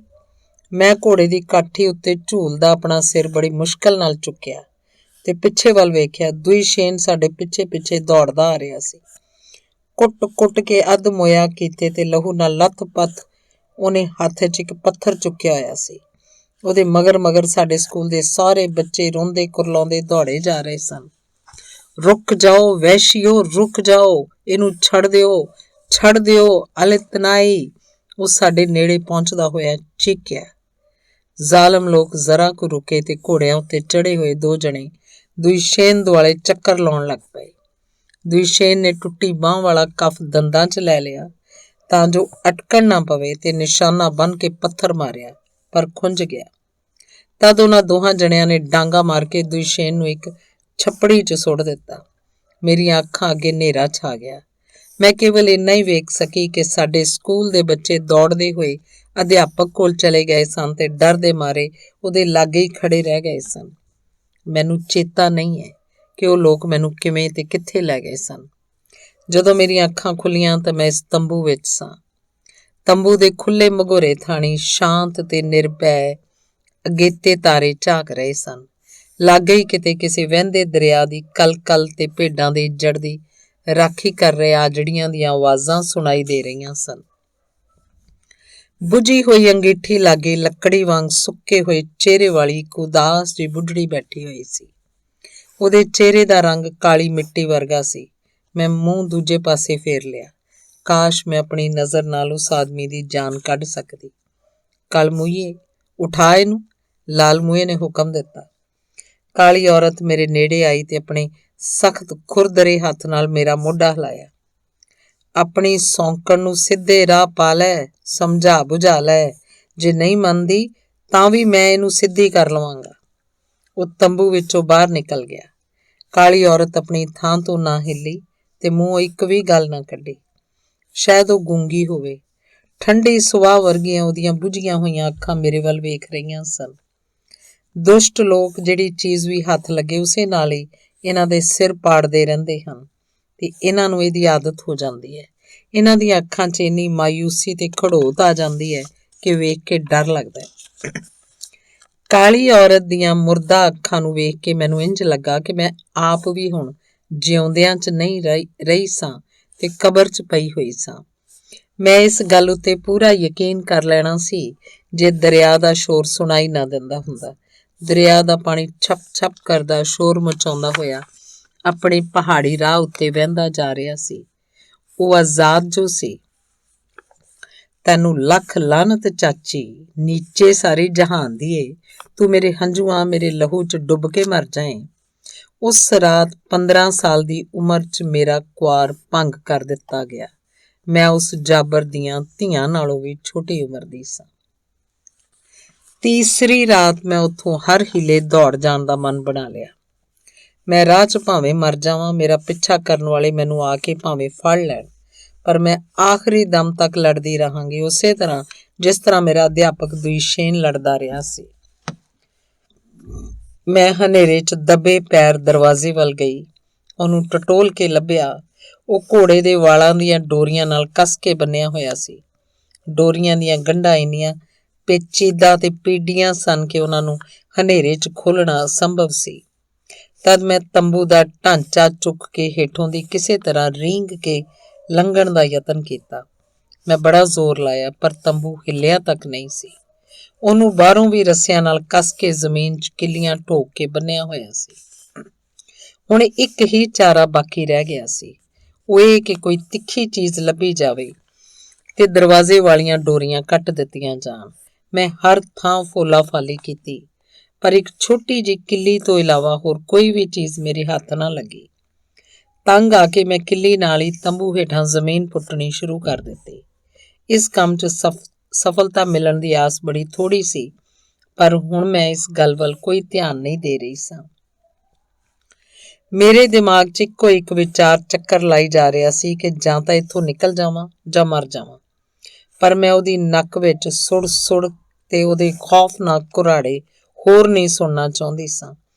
ਹੋਰ ਇੱਕ ਪਲ ਲਈ ਵੀ ਇੱਥੇ ਨਹੀਂ ਰਹਿਣਾ ਚਾਹੁੰਦੀ ਸਾਂ। ਜੇ ਮਰਨਾ ਹੀ ਹੈ ਤਾਂ ਆਜ਼ਾਦ ਹੈਸੀਅਤ ਵਿੱਚ ਜੂਝਦਿਆਂ ਮਰਨਾ ਹੈ, ਪਰ ਮੈਂ ਹਾਰ ਨਹੀਂ ਮੰਨਣੀ। ਸ਼ਬਦ ਤੋਕੋਲ ਦਾ ਮਤਲਬ ਹੈ ਦੂਜੀ ਵਹੁਟੀ। ਕਿੰਨੀ ਨਫ਼ਰਤ ਹੈ ਮੈਨੂੰ ਇਸ ਸ਼ਬਦ ਨਾਲ। ਕਿਸ ਨੇ ਕਿਸ ਭੈੜੇ ਜ਼ਮਾਨੇ 'ਚ ਇਹ ਸ਼ਬਦ ਘੜਿਆ ਸੀ। ਕਿਸੇ ਔਰਤ ਲਈ ਇਹ ਤੋਂ ਵੱਧ ਬੇਇੱਜ਼ਤੀ ਵਾਲੀ ਗੱਲ ਹੋਰ ਕੀ ਹੋ ਸਕਦੀ ਹੈ ਕਿ ਉਹ ਆਪਣੀ ਮਰਜ਼ੀ ਤੋਂ ਉਲਟ ਕਿਸੇ ਦੀ ਦੂਜੀ ਵਹੁਟੀ ਬਣੇ, ਆਪਣੇ ਜਿਸਮ ਤੇ ਰੂਹ ਨੂੰ ਕਿਸੇ ਦੀ ਗੁਲਾਮ ਬਣਾ ਦੇਵੇ। ਜਾਗੋ ਬਦਨਸੀਬ ਔਰਤੋ, ਕਬਰਾਂ ਵਿੱਚੋਂ ਉੱਠੋ। ਲਿਤਾੜੀਆਂ ਅਪਮਾਨਤ ਮਨੁੱਖੀ ਅਣਖ ਤੋਂ ਵਿਹੂਣੀਆਂ ਔਰਤਾਂ ਦਿਓ ਰੂਹੋ ਉੱਠੋ। ਤਸੀਹੇ ਝੱਲ ਕੇ ਸ਼ਹੀਦ ਹੋਣ ਵਾਲਿਓ, ਜਾਗੋ ਤਾਂ ਜੋ ਉਸ ਪੁਰਾਣੇ ਜ਼ਮਾਨੇ ਦਾ ਹਨੇਰਾ ਵੀ ਕੰਬ ਉੱਠੇ। ਇਹ ਮੈਂ ਆਖ ਰਹੀ ਹਾਂ, ਜਿਹੜੀ ਦੂਜੀ ਵਹੁਟੀ ਵਾਲੀ ਬਦਨਸੀਬੀ ਨੂੰ ਭੋਗਣ ਵਾਲੀਆਂ ਤੁਹਾਡੇ ਸਾਰਿਆਂ ਵਿੱਚੋਂ ਆਖਰੀ ਹਾਂ। ਉਸ ਰਾਤ ਮੈਨੂੰ ਪਤਾ ਨਹੀਂ ਸੀ ਕਿ ਇਹ ਸ਼ਬਦ ਉਚਾਰਨਾ ਮੇਰੀ ਕਿਸਮਤ 'ਚ ਲਿਖਿਆ ਹੋਇਆ ਸੀ। ਉਸ ਰਾਤ ਮੈਂ ਝੱਲੀ ਹੋਈ ਤੰਬੂ ਹੇਠ ਜ਼ਮੀਨ ਪੁੱਟੀ ਜਾ ਰਹੀ ਸਾਂ। ਜ਼ਮੀਨ ਪਥਰੀਲੀ ਸੀ, ਕਿੱਲੀ ਨਾਲ ਪੁੱਟੀ ਨਹੀਂ ਜਾ ਰਹੀ ਸੀ। ਫਿਰ ਮੈਂ ਨਹੁੰਆਂ ਨਾਲ ਪੁੱਟਣ ਲੱਗ ਪਈ। ਮੇਰੀਆਂ ਉਂਗਲਾਂ ਲਹੂ ਲੁਹਾਨ ਹੋ ਗਈਆਂ ਸਨ। ਜਦ ਤੱਕ ਤੰਬੂ ਹੇਠੋਂ ਹੱਥ ਲੰਘਾਉਣ ਜੋਗੀ ਮੇਰੀ ਮੋਰੀ ਪੁੱਟੀ ਗਈ, ਤਦ ਤੱਕ ਸਵੇਰ ਦੀ ਲੋ ਹੋ ਗਈ ਸੀ। ਕੁੱਤੇ ਭੌਂਕਣ ਲੱਗੇ। ਗੁਆਂਢ 'ਚ ਸੁੱਤੇ ਲੋਕ ਜਾਗ ਪਏ। ਘੋੜਿਆਂ ਦਾ ਵੱਗ ਸੁੰਮਾਂ ਨਾਲ ਟਪ ਟਾਪ ਕਰਦਾ ਹੋਇਆ ਪਾਣੀ ਪੀਣ ਲਈ ਚਲਾ ਗਿਆ ਤੇ ਫੁੜਕਦੇ ਮਾਰਦੀਆਂ ਉਂਗਲਾਉਂਦੀਆਂ ਹੋਈਆਂ ਭੇਡਾਂ ਦਾ ਇੱਜੜ ਵੀ ਤੁਰ ਪਿਆ। ਮਗਰੋਂ ਕੋਈ ਜਣਾ ਤੰਬੂ ਦੇ ਨੇੜੇ ਆਇਆ। ਬਾਹਰੋਂ ਬੰਨ੍ਹ ਕੇ ਰੱਖਣ ਵਾਲੇ ਰੱਸੇ ਖੋਲ੍ਹ ਕੇ ਨਮਦੇ ਲਾਉਣ ਲੱਗਾ। ਇੱਕ ਚੁੱਪ ਰਹਿਣ ਵਾਲੀ ਕਾਲੀ ਔਰਤ ਸੀ। ਇਹਦਾ ਮਤਲਬ ਸੀ ਕਿ ਪਿੰਡ ਦੇ ਇਹ ਲੋਕ ਕਿਸੇ ਦੂਸਰੀ ਥਾਂ ਜਾਣ ਦੀਆਂ ਤਿਆਰੀਆਂ ਕਰ ਰਹੇ ਸਨ। ਮੈਨੂੰ ਚੇਤਾ ਆਇਆ ਕਿ ਕੱਲ੍ਹ ਮੈਂ ਲੋਕਾਂ ਨੂੰ ਇਹ ਗੱਲਾਂ ਕਰਦਿਆਂ ਸੁਣਿਆ ਸੀ ਕਿ ਸਵੇਰੇ ਤੰਬੂ ਉਖਾੜ ਕੇ ਪਹਿਲਾਂ ਦਰੇ ਵੱਲ ਨਵੀਂ ਥਾਂ ਉੱਤੇ ਰਹਿਣ ਲਈ ਚਲੇ ਜਾਣਗੇ, ਅੱਗੋਂ ਸਾਰੀਆਂ ਗਰਮੀਆਂ ਦਰੇ ਤੋਂ ਪਾਰ ਦੂਰ ਪਹਾੜਾਂ 'ਚ ਬਿਤਾਉਣਗੇ। ਮੈਂ ਹੋਰ ਵੀ ਮਾਯੂਸ ਹੋ ਗਈ, ਕਿਉਂਕਿ ਉੱਥੋਂ ਤਾਂ ਭੱਜ ਨਿਕਲਣਾ 100 ਗੁਣਾ ਮੁਸ਼ਕਿਲ ਸੀ। ਮੈਂ ਪੁੱਟੇ ਹੋਏ ਟੋਏ ਲਾਗੇ ਜਿਵੇਂ ਬੈਠੀ ਸਾਂ ਉਵੇਂ ਹੀ ਬੈਠੀ ਰਹੀ, ਬਿਲਕੁਲ ਹਿੱਲੀ ਨਾ। ਲੁਕਾਉਣ ਵਾਲੀ ਗੱਲ ਹੀ ਕਿਹੜੀ ਸੀ, ਤੇ ਲੁਕਾਉਂਦੀ ਵੀ ਕਿਉਂ? ਉਸ ਕਾਲੀ ਔਰਤ ਨੇ ਤੰਬੂ ਹੇਠਾਂ ਪੁੱਟਿਆ ਹੋਇਆ ਟੋਇਆ ਤਾਂ ਵੇਖ ਲਿਆ ਸੀ, ਪਰ ਉਹ ਬੋਲੀ ਕੁਝ ਵੀ ਨਾ। ਉਹ ਚੁੱਪ ਕਰਕੇ ਆਪਣੇ ਕੰਮ ਲੱਗੀ ਰਹੀ। ਉਂਝ ਵੀ ਉਹਦੇ ਵਿਹਾਰ ਤੋਂ ਲੱਗਦਾ ਸੀ ਕਿ ਉਹਦਾ ਕਿਸੇ ਵੀ ਗੱਲ ਨਾਲ ਕੋਈ ਸਰੋਕਾਰ ਨਹੀਂ ਸੀ। ਜਾਪਦਾ ਸੀ ਕਿ ਜੀਵਨ ਉਹਦੇ ਅੰਦਰ ਕਿਸੇ ਵੀ ਤਰ੍ਹਾਂ ਦੀ ਭਾਵਨਾ ਨਹੀਂ ਜਗਾਉਂਦਾ ਸੀ। ਇੱਥੋਂ ਤੱਕ ਕਿ ਉਹਨੇ ਆਪਣੇ ਪਤੀ ਨੂੰ ਜਗਾਇਆ ਵੀ ਨਾ, ਨਵੀਂ ਥਾਂ ਤੇ ਜਾਣ ਲਈ ਤਿਆਰੀ ਕਰਨ 'ਚ ਹੱਥ ਵਟਾਉਣ ਲਈ ਵੀ ਨਾ ਆਖਿਆ। ਉਹ ਕੰਬਲਾਂ ਤੇ ਫਰ ਕੋਟਾਂ ਹੇਠਾਂ ਪਿਆ ਰਿੱਛ ਵਾਂਗ ਕੁਰਾੜੇ ਮਾਰ ਰਿਹਾ ਸੀ। ਸਾਰੇ ਨਮਦੇ ਵਲੇਟ ਲਏ ਗਏ ਸਨ। ਤੰਬੂ ਦਾ ਢਾਂਚਾ ਨੰਗਾ ਹੋ ਗਿਆ ਸੀ ਤੇ ਮੈਂ ਉਸ 'ਚ ਇੰਝ ਬੈਠੀ ਹੋਈ ਸਾਂ ਜਿਵੇਂ ਪਿੰਜਰੇ 'ਚ ਤਾੜੀ ਗਈ ਹੋਵਾਂ। ਮੈਂ ਵੇਖਿਆ ਨੇੜੇ ਦਰਿਆ ਦੇ ਲਾਗੇ ਲੋਕ ਝੋਟਿਆਂ ਤੇ ਘੋੜਿਆਂ ਉੱਤੇ ਸਮਾਨ ਲੱਦ ਰਹੇ ਸਨ। ਫਿਰ ਮੈਨੂੰ ਉੱਥੇ ਕਿਸੇ ਪਾਸਿਓਂ ਆਏ ਹੋਏ 3 ਘੋੜਸਵਾਰ ਨਜ਼ਰ ਆਏ। ਘੋੜਸਵਾਰਾਂ ਨੇ ਉਹਨਾਂ ਲੋਕਾਂ ਕੋਲੋਂ ਕੁਝ ਪੁੱਛਿਆ ਤੇ ਸਾਡੇ ਪਾਸੇ ਵੱਲ ਤੁਰ ਪਏ। ਪਹਿਲਾਂ ਤਾਂ ਮੈਂ ਸੋਚਿਆ ਕਿ ਉਹ ਇਹਨਾਂ ਲੋਕਾਂ ਨੂੰ ਆਪਣੇ ਨਾਲ ਲੈ ਕੇ ਜਾਣ ਲਈ ਆਏ ਸਨ, ਪਰ ਮਗਰੋਂ ਮੈਂ ਧਿਆਨ ਨਾਲ ਵੇਖਿਆ ਤੇ ਹੱਕੀ ਬੱਕੀ ਰਹਿ ਗਈ। ਇਹ ਦੁਇਸ਼ੇਨ ਸੀ ਤੇ ਉਹਦੇ ਨਾਲ ਦੇ 2 ਜਣਿਆਂ ਨੇ ਸਿਪਾਹੀਆਂ ਦੀਆਂ ਲਾਲ ਟੋਪੀਆਂ ਤੇ ਲਾਲ ਫੀਤੀਆਂ ਵਾਲੇ ਵੱਡੇ ਕੋਟ ਪਾਏ ਸਨ। ਮੈਂ ਉੱਥੇ ਨਾ ਜਿਉਂਦਿਆਂ ਵਿੱਚ ਤੇ ਨਾ ਮੋਇਆਂ 'ਚ ਬੈਠੀ ਹੋਈ ਸਾਂ। ਮੈਂ ਚੀਕ ਵੀ ਨਹੀਂ ਸਕਦੀ ਸਾਂ। ਮੇਰਾ ਦਿਲ ਖੁਸ਼ੀ ਨਾਲ ਨੱਚ ਉੱਠਿਆ ਸੀ। ਮੇਰਾ ਅਧਿਆਪਕ ਜਿਉਂਦਾ ਸੀ। ਇਹਦੇ ਨਾਲ ਹੀ ਮੇਰੀ ਰੂਹ ਖਾਲੀ ਖਾਲੀ ਸੀ। ਮੇਰੀ ਤਾਂ ਇੱਜ਼ਤ ਲੁੱਟੀ ਜਾ ਚੁੱਕੀ ਸੀ। ਮੈਂ ਤਾਂ ਖਤਮ ਹੋ ਗਈ ਸਾਂ। ਦੁਇਸ਼ੇਨ ਦੇ ਸਿਰ ਉੱਤੇ ਪੱਟੀਆਂ ਵੱਜੀਆਂ ਹੋਈਆਂ ਸਨ ਤੇ ਬਾਂਹ ਗਲ ਵਿੱਚ ਪਾਈ ਪੱਟੀ 'ਚ ਲਟਕੀ ਹੋਈ ਸੀ। ਉਹ ਘੋੜੇ ਤੋਂ ਛਾਲ ਮਾਰ ਕੇ ਉਤਰਿਆ, ਠੁੱਡ ਮਾਰ ਕੇ ਦਰਵਾਜ਼ਾ ਖੋਲ੍ਹ ਦਿੱਤਾ, ਦੌੜ ਕੇ ਅੰਦਰ ਆਇਆ, ਲਾਲ ਮੂਹੇ ਉੱਤੋਂ ਕੰਬਲ ਲਾਹ ਦਿੱਤੇ। ਉੱਠ ਓਏ, ਉਹ ਗਰਜਿਆ। ਲਾਲ ਮੂਹੇ ਨੇ ਸਿਰ ਚੁੱਕਿਆ, ਅੱਖਾਂ ਮਲੀਆਂ ਤੇ ਦੁਇਸ਼ੇਨ ਉੱਤੇ ਝਪਟਣ ਲੱਗਾ ਸੀ, ਪਰ ਸਿਪਾਹੀਆਂ ਦੇ ਆਪਣੇ ਵੱਲ ਤਣੀ ਪਿਸਤੌਲ ਵੇਖ ਕੇ ਇੱਕਦਮ ਸਿਰ ਨੀਵਾਂ ਕਰ ਲਿਆ। ਦੁਇਸ਼ੇਨ ਨੇ ਉਹਨੂੰ ਗਲਮੇ ਤੋਂ ਫੜ ਲਿਆ, ਝੰਜੋੜਿਆ ਤੇ ਇੱਕੋ ਝਟਕੇ ਨਾਲ ਚੁੱਕ ਕੇ ਉਹਦਾ ਬੂਥਾ ਆਪਣੇ ਸਿਰ ਦੇ ਬਰਾਬਰ ਲੈ ਆਇਆ। ਜ਼ਲੀਲ ਕੁੱਤਿਆ, ਜਦੋਂ ਦੁਇਸ਼ੇਨ ਨੇ ਫੁੱਸ-ਫੁੱਸ ਕੀਤਾ ਤਾਂ ਉਹਦੇ ਚਿੱਟੇ ਦੰਦ ਨੰਗੇ ਹੋ ਗਏ। ਹੁਣ ਤੈਨੂੰ ਆਨੇ ਵਾਲੀ ਥਾਂ ਤੇ ਪਹੁੰਚਾਤਾ ਜਾਏਗਾ। ਚੱਲ ਤੁਰ। ਲਾਲ ਮੂੰਹਾਂ ਸਿਰ ਨੀਵਾਂ ਕਰਕੇ ਤੁਰਨ ਹੀ ਵਾਲਾ ਸੀ ਕਿ ਦੁਇਸ਼ੇਨ ਨੇ ਇੱਕ ਵਾਰੀ ਫਿਰ ਉਹਨੂੰ ਮੋਢੇ ਤੋਂ ਫੜ ਕੇ ਝੰਜੋੜਿਆ ਤੇ ਉਸ ਉੱਤੇ ਅੱਖਾਂ ਗੱਡ ਕੇ ਗੁੱਸੇ ਨਾਲ ਕੰਬਦੀ ਆਵਾਜ਼ 'ਚ ਆਖਿਆ, ਸੋਚਦਾ ਹੈ ਤੂੰ ਉਹਨੂੰ ਘਾਹ ਵਾਂਗ ਮਸਲ ਕੇ ਰੱਖ ਦਿੱਤਾ, ਉਹਦੀ ਜ਼ਿੰਦਗੀ ਬਰਬਾਦ ਕਰਤੀ ਏ? ਨਹੀਂ, ਮੁੱਕ ਗਏ ਨੇ ਤੇਰੇ ਦਿਨ। ਹੁਣ ਉਹਦਾ ਜ਼ਮਾਨਾ ਹੈ। ਤੂੰ ਆਪਣਾ ਫਸਤਾ ਵੱਢਿਆ ਗਿਆ ਸਮਝ। ਲਾਲ ਮੂਹੇ ਨੇ ਬੂਟ ਪਾਉਣ ਦਿੱਤੇ ਗਏ। ਫਿਰ ਉਹਦੇ ਹੱਥ ਨੂੜ ਕੇ ਘੋੜੇ ਉੱਤੇ ਲੱਦ ਦਿੱਤਾ ਗਿਆ। ਇੱਕ ਸਿਪਾਹੀ ਘੋੜੇ ਦੀ ਲਗਾਮ ਫੜ ਕੇ ਅੱਗੇ ਅੱਗੇ ਤੁਰ ਪਿਆ ਤੇ ਦੂਸਰਾ ਘੋੜੇ ਉੱਤੇ ਸਵਾਰ ਹੋ ਕੇ ਉਹਦੇ ਪਿੱਛੇ ਪਿੱਛੇ। ਮੈਂ ਦੁਇਸ਼ੇਨ ਦੇ ਘੋੜੇ ਉੱਤੇ ਬੈਠ ਗਈ ਤੇ ਉਹ ਘੋੜੇ ਦੇ ਨਾਲ ਨਾਲ ਤੁਰਨ ਲੱਗ ਪਿਆ।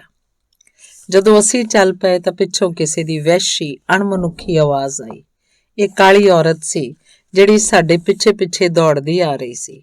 ਉਹ ਪਾਗਲਾਂ ਵਾਂਗ ਆਪਣੇ ਪਤੀ ਵੱਲ ਵਧੀ ਤੇ ਉਹਦੇ ਸਿਰ ਉੱਤੇ ਪੱਥਰ ਮਾਰ ਦਿੱਤਾ, ਜਿਸ ਨਾਲ ਲੂੰਬੜੀ ਦੀ ਖੱਲ ਵਾਲੀ ਉਹਦੀ ਟੋਪੀ ਲੱਥ ਗਈ।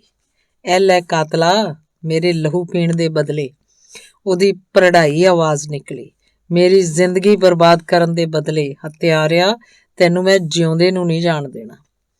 ਉਹਨੇ ਸ਼ਾਇਦ 40 ਸਾਲ ਤੋਂ ਆਪਣਾ ਸਿਰ ਨਹੀਂ ਉਠਾਇਆ ਸੀ, ਪਰ ਹੁਣ ਜੋ ਕੁਝ ਵੀ ਉਹਦੇ ਦਿਲ 'ਚ ਉਬਾਲੀ ਖਾਂਦਾ ਰਿਹਾ ਸੀ, ਉਹ ਸਭ ਕੁਝ ਜਿਵੇਂ ਕੜ ਪਾੜ ਕੇ ਬਾਹਰ ਆ ਗਿਆ ਸੀ।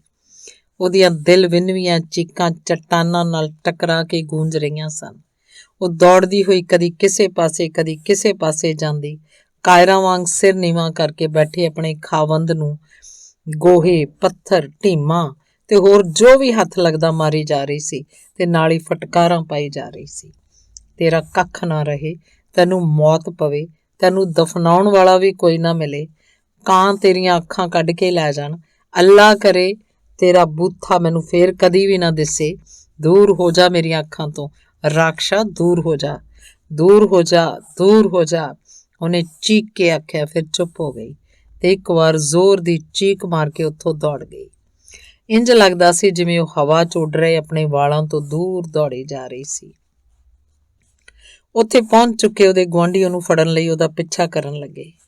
ਮੇਰੀ ਹਾਲਤ ਐਸੀ ਹੋ ਗਈ ਸੀ ਜਿਵੇਂ ਕੋਈ ਡਰਾਉਣਾ ਸੁਪਨਾ ਵੇਖਣ ਮਗਰੋਂ ਸਿਰ 'ਚ ਟਸ ਟਸ ਹੋਣ ਲੱਗ ਪੈਂਦਾ ਹੈ। ਮੈਂ ਨਿੰਮੋ ਝੋਣੀ ਤੇ ਨਿਰਾਸ਼ ਹੋਈ ਘੋੜੇ ਉੱਤੇ ਚੜ੍ਹੀ ਹੋਈ ਜਾ ਰਹੀ ਸੀ। ਦੁਇਸ਼ੇਨ ਲਗਾਮਾਂ ਫੜ ਕੇ ਅੱਗੇ ਅੱਗੇ ਜਾ ਰਿਹਾ ਸੀ। ਉਹ ਚੁੱਪ ਸੀ ਤੇ ਉਹਨੇ ਪੱਟੀਆਂ ਬੱਧਾ ਆਪਣਾ ਸਿਰ ਸੁੱਟਿਆ ਹੋਇਆ ਸੀ। ਥੋੜੇ ਚਿਰ ਮਗਰੋਂ ਕਰਮਾ ਮਾਰੀ ਵਾਦੀ ਪਿੱਛੇ ਰਹਿ ਗਈ। ਸਿਪਾਹੀ ਚੋਖਾ ਅੱਗੇ ਨਿਕਲ ਗਏ ਸਨ। ਦੁਇਸ਼ੇਨ ਨੇ ਘੋੜੇ ਨੂੰ ਰੋਕਿਆ ਤੇ ਥੱਕੀਆਂ ਨਜ਼ਰਾਂ ਨਾਲ ਪਹਿਲੀ ਵਾਰ ਮੇਰੇ ਵੱਲ ਵੇਖਿਆ। ਅਲਤਨਾਈ, ਮੈਂ ਤੈਨੂੰ ਬਚਾ ਨਹੀਂ ਸਕਿਆ, ਮੈਨੂੰ ਮਾਫ਼ ਕਰ ਦੇਈਂ, ਉਹਨੇ ਆਖਿਆ।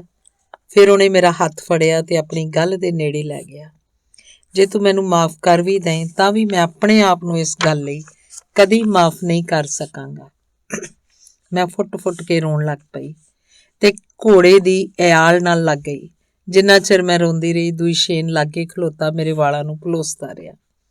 ਹੌਸਲਾ ਰੱਖ ਅਲਤਨਾਈ, ਆ ਚੱਲੀਏ, ਆਖਰ ਉਹਨੇ ਆਖਿਆ। ਮੇਰੀ ਗੱਲ ਧਿਆਨ ਨਾਲ ਸੁਣ। 3 ਦਿਨ ਹੋਏ ਮੈਂ ਵੋਲੋਸਤ ਗਿਆ ਸਾਂ।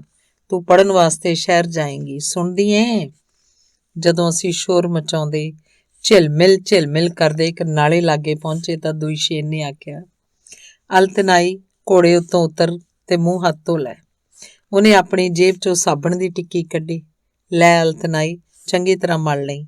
ਜੇ ਚਾਹੇਂ ਤਾਂ ਮੈਂ ਇੱਕ ਪਾਸੇ ਜਾ ਕੇ ਘੋੜੇ ਨੂੰ ਘਾਹ ਚਾਰ ਲਿਆਉਣਾ ਤੇ ਤੂੰ ਨਾਲੇ 'ਚ ਨਹਾ ਲੈ ਤੇ ਜੋ ਕੁਝ ਹੋਇਆ ਬੀਤਿਆ ਸਭ ਭੁੱਲ ਜਾ। ਤੇ ਇਹਨੂੰ ਫੇਰ ਕਦੀ ਵੀ ਯਾਦ ਨਾ ਕਰੇ। ਜਾ ਨਹਾ ਲੈ ਚੰਗੀ ਤਰ੍ਹਾਂ, ਤੇਰਾ ਸਰੀਰ ਹੌਲਾ ਹੋ ਜਾਏਗਾ, ਠੀਕ ਹੈ ਨਾ? ਮੈਂ ਹਾਂ 'ਚ ਸਿਰ ਹਿਲਾਇਆ ਤੇ ਜਦੋਂ ਦੁਸ਼ੀਨ ਇੱਕ ਪਾਸੇ ਚਲਾ ਗਿਆ, ਮੈਂ ਕੱਪੜੇ ਲਾਹ ਲਏ ਤੇ ਬੜੇ ਧਿਆਨ ਨਾਲ ਪਾਣੀ 'ਚ ਵੜ ਗਈ। ਪਾਣੀ ਦੀ ਤਹਿ ਹੇਠੋਂ ਚਿੱਟੇ, ਨੀਲੇ, ਹਰੇ, ਲਾਲ ਪੱਥਰ ਝਾਕ ਰਹੇ ਸਨ। ਨੀਲੇ ਜਲ ਦੀ ਤੇਜ਼ ਧਾਰਾ ਮੇਰੇ ਗਿੱਟਿਆਂ ਨੂੰ ਜਲੂਣ ਕਰਦੀ ਹੋਈ ਵਹਿ ਰਹੀ ਸੀ। ਮੈਂ ਪਾਣੀ ਦਾ ਬੁੱਕ ਭਰ ਕੇ ਆਪਣੇ ਛਾਤੀ ਉੱਤੇ ਛਿੱਟੇ ਮਾਰੇ। ਠੰਡੀਆਂ ਧਾਰਾਂ ਮੇਰੇ ਸਰੀਰ ਤੇ ਵਹਿ ਤੁਰੀਆਂ ਤੇ ਮੈਂ ਇਹਨਾਂ ਦਿਨਾਂ 'ਚ ਪਹਿਲੀ ਵਾਰ ਆਪ ਮੁਹਾਰੇ ਹੱਸ ਪਈ। ਹੱਸਣਾ ਕਿੰਨਾ ਚੰਗਾ ਲੱਗਦਾ ਸੀ। ਮੈਂ ਕਈ ਵਾਰ ਆਪਣੇ ਸਰੀਰ ਨੂੰ ਪਾਣੀ ਛੁਆਇਆ ਤੇ ਫਿਰ ਡੂੰਘੇ ਪਾਣੀ 'ਚ ਵੜ ਗਈ। ਪਾਣੀ ਦਾ ਤੇਜ਼ ਵਹਾਅ ਮੈਨੂੰ ਵਾਪਸ ਘੱਟ ਡੂੰਘੇ ਪਾਣੀ ਵੱਲ ਧੱਕ ਦਿੰਦਾ। ਮੈਂ ਫੇਰ ਉੱਠਦੀ, ਛਿੱਟੇ ਉਡਾਉਂਦੀ, ਤੇਜ਼ ਵਹਾਅ 'ਚ ਵੜਦੀ। ਪਾਣੀਆਂ ਇਹਨਾਂ ਦਿਨਾਂ ਦੀ ਮੈਲ ਤੇ ਪਿੱਟ ਨੂੰ ਧੋ ਕੇ ਲੈ ਜਾ। ਤੂੰ ਮੈਨੂੰ ਵੀ ਆਪਣੇ ਵਰਗੀ ਸੁੱਚੀ ਬਣਾ ਦੇ। ਮੈਂ ਪਾਣੀ ਨਾਲ ਦਿਲ ਦੀ ਇੱਛਾ ਸਾਂਝੀ ਕੀਤੀ ਤੇ ਪਤਾ ਨਹੀਂ ਕਿਉਂ ਹੱਸ ਪਈ। ਅਜਿਹਾ ਕਿਉਂ ਨਹੀਂ ਹੁੰਦਾ ਕਿ ਲੋਕਾਂ ਦੇ ਨਿਸ਼ਾਨ ਉਹਨਾਂ ਲਈ ਪਿਆਰੀਆਂ ਯਾਦਗਾਰੀ ਥਾਵਾਂ ਉੱਤੇ ਹਮੇਸ਼ਾ ਲਈ ਅਮਿੱਟ ਬਣ ਕੇ ਰਹਿ ਜਾਣ। ਜੇ ਕਿਤੇ ਹੁਣ ਮੈਂ ਉਹ ਪਗਡੰਡੀ ਲੱਭ ਸਕਦੀ ਹੁੰਦੀ ਜਿਸ ਉੱਤੇ ਮੈਂ ਤੇ ਦੁਸ਼ੀਨ ਪਹਾੜਾਂ ਤੋਂ ਪਰਤੇ ਸਾਂ, ਤਾਂ ਮੈਂ ਧਰਤੀ ਉੱਤੇ ਝੁੱਕ ਕੇ ਅਧਿਆਪਕ ਦੇ ਕਦਮਾਂ ਦੇ ਨਿਸ਼ਾਨ ਚੁੰਮ ਲੈਂਦੀ। ਮੇਰੇ ਵਾਸਤੇ ਪਗਡੰਡੀ ਮੇਰੇ ਸਾਰੇ ਰਸਤਿਆਂ ਦਾ ਰਾਹ ਹੈ। ਜ਼ਿੰਦਗੀ ਵੱਲ, ਆਪਣੇ ਅੰਦਰ ਨਵੇਂ ਵਿਸ਼ਵਾਸ ਵੱਲ, ਨਵੀਆਂ ਆਸਾਂ ਉਮੰਗਾਂ ਵੱਲ, ਚਾਨਣ ਵੱਲ ਮੇਰੀ ਵਾਪਸੀ ਦੀ ਉਹ ਪਗਡੰਡੀ, ਉਹ ਰਸਤਾ ਤੇ ਉਹ ਦਿਨ ਮੁਬਾਰਕ ਹੋਣ। ਉਸ ਵੇਲੇ ਦੇ ਸੂਰਜ ਦਾ ਸ਼ੁਕਰੀਆ, ਉਸ ਵੇਲੇ ਦੀ ਧਰਤੀ ਦਾ ਸ਼ੁਕਰੀਆ। 2 ਦਿਨ ਮਗਰੋਂ ਦੁਸ਼ੀਨ ਮੈਨੂੰ ਰੇਲਵੇ ਸਟੇਸ਼ਨ ਉੱਤੇ ਲੈ ਗਿਆ। ਉਹ ਸਾਰੀ ਹੋਈ ਬੀਤੀ ਮਗਰੋਂ ਪਿੰਡ ਵਿੱਚ ਰਹਿਣ ਨੂੰ ਮੇਰਾ ਦਿਲ ਨਹੀਂ ਕਰਦਾ ਸੀ। ਨਵੀਂ ਜ਼ਿੰਦਗੀ ਨੂੰ ਨਵੀਂ ਜਗ੍ਹਾ 'ਤੇ ਸ਼ੁਰੂ ਕਰਨ ਦੀ ਲੋੜ ਸੀ। ਹਾਂ, ਤੇ ਲੋਕਾਂ ਨੂੰ ਵੀ ਮੇਰਾ ਫੈਸਲਾ ਠੀਕ ਲੱਗਾ। ਸਾਈਕਾਲ ਤੇ ਕਰਤਨ ਬਾਈ ਮੈਨੂੰ ਵਿਦਾ ਕਰਨ ਆਏ। ਉਹਨਾਂ ਨੇ ਬੜੀ ਭੱਜ ਦੌੜ ਕੀਤੀ। ਉਹ ਬੱਚਿਆਂ ਵਾਂਗ ਰੋ ਰਹੇ ਸਨ।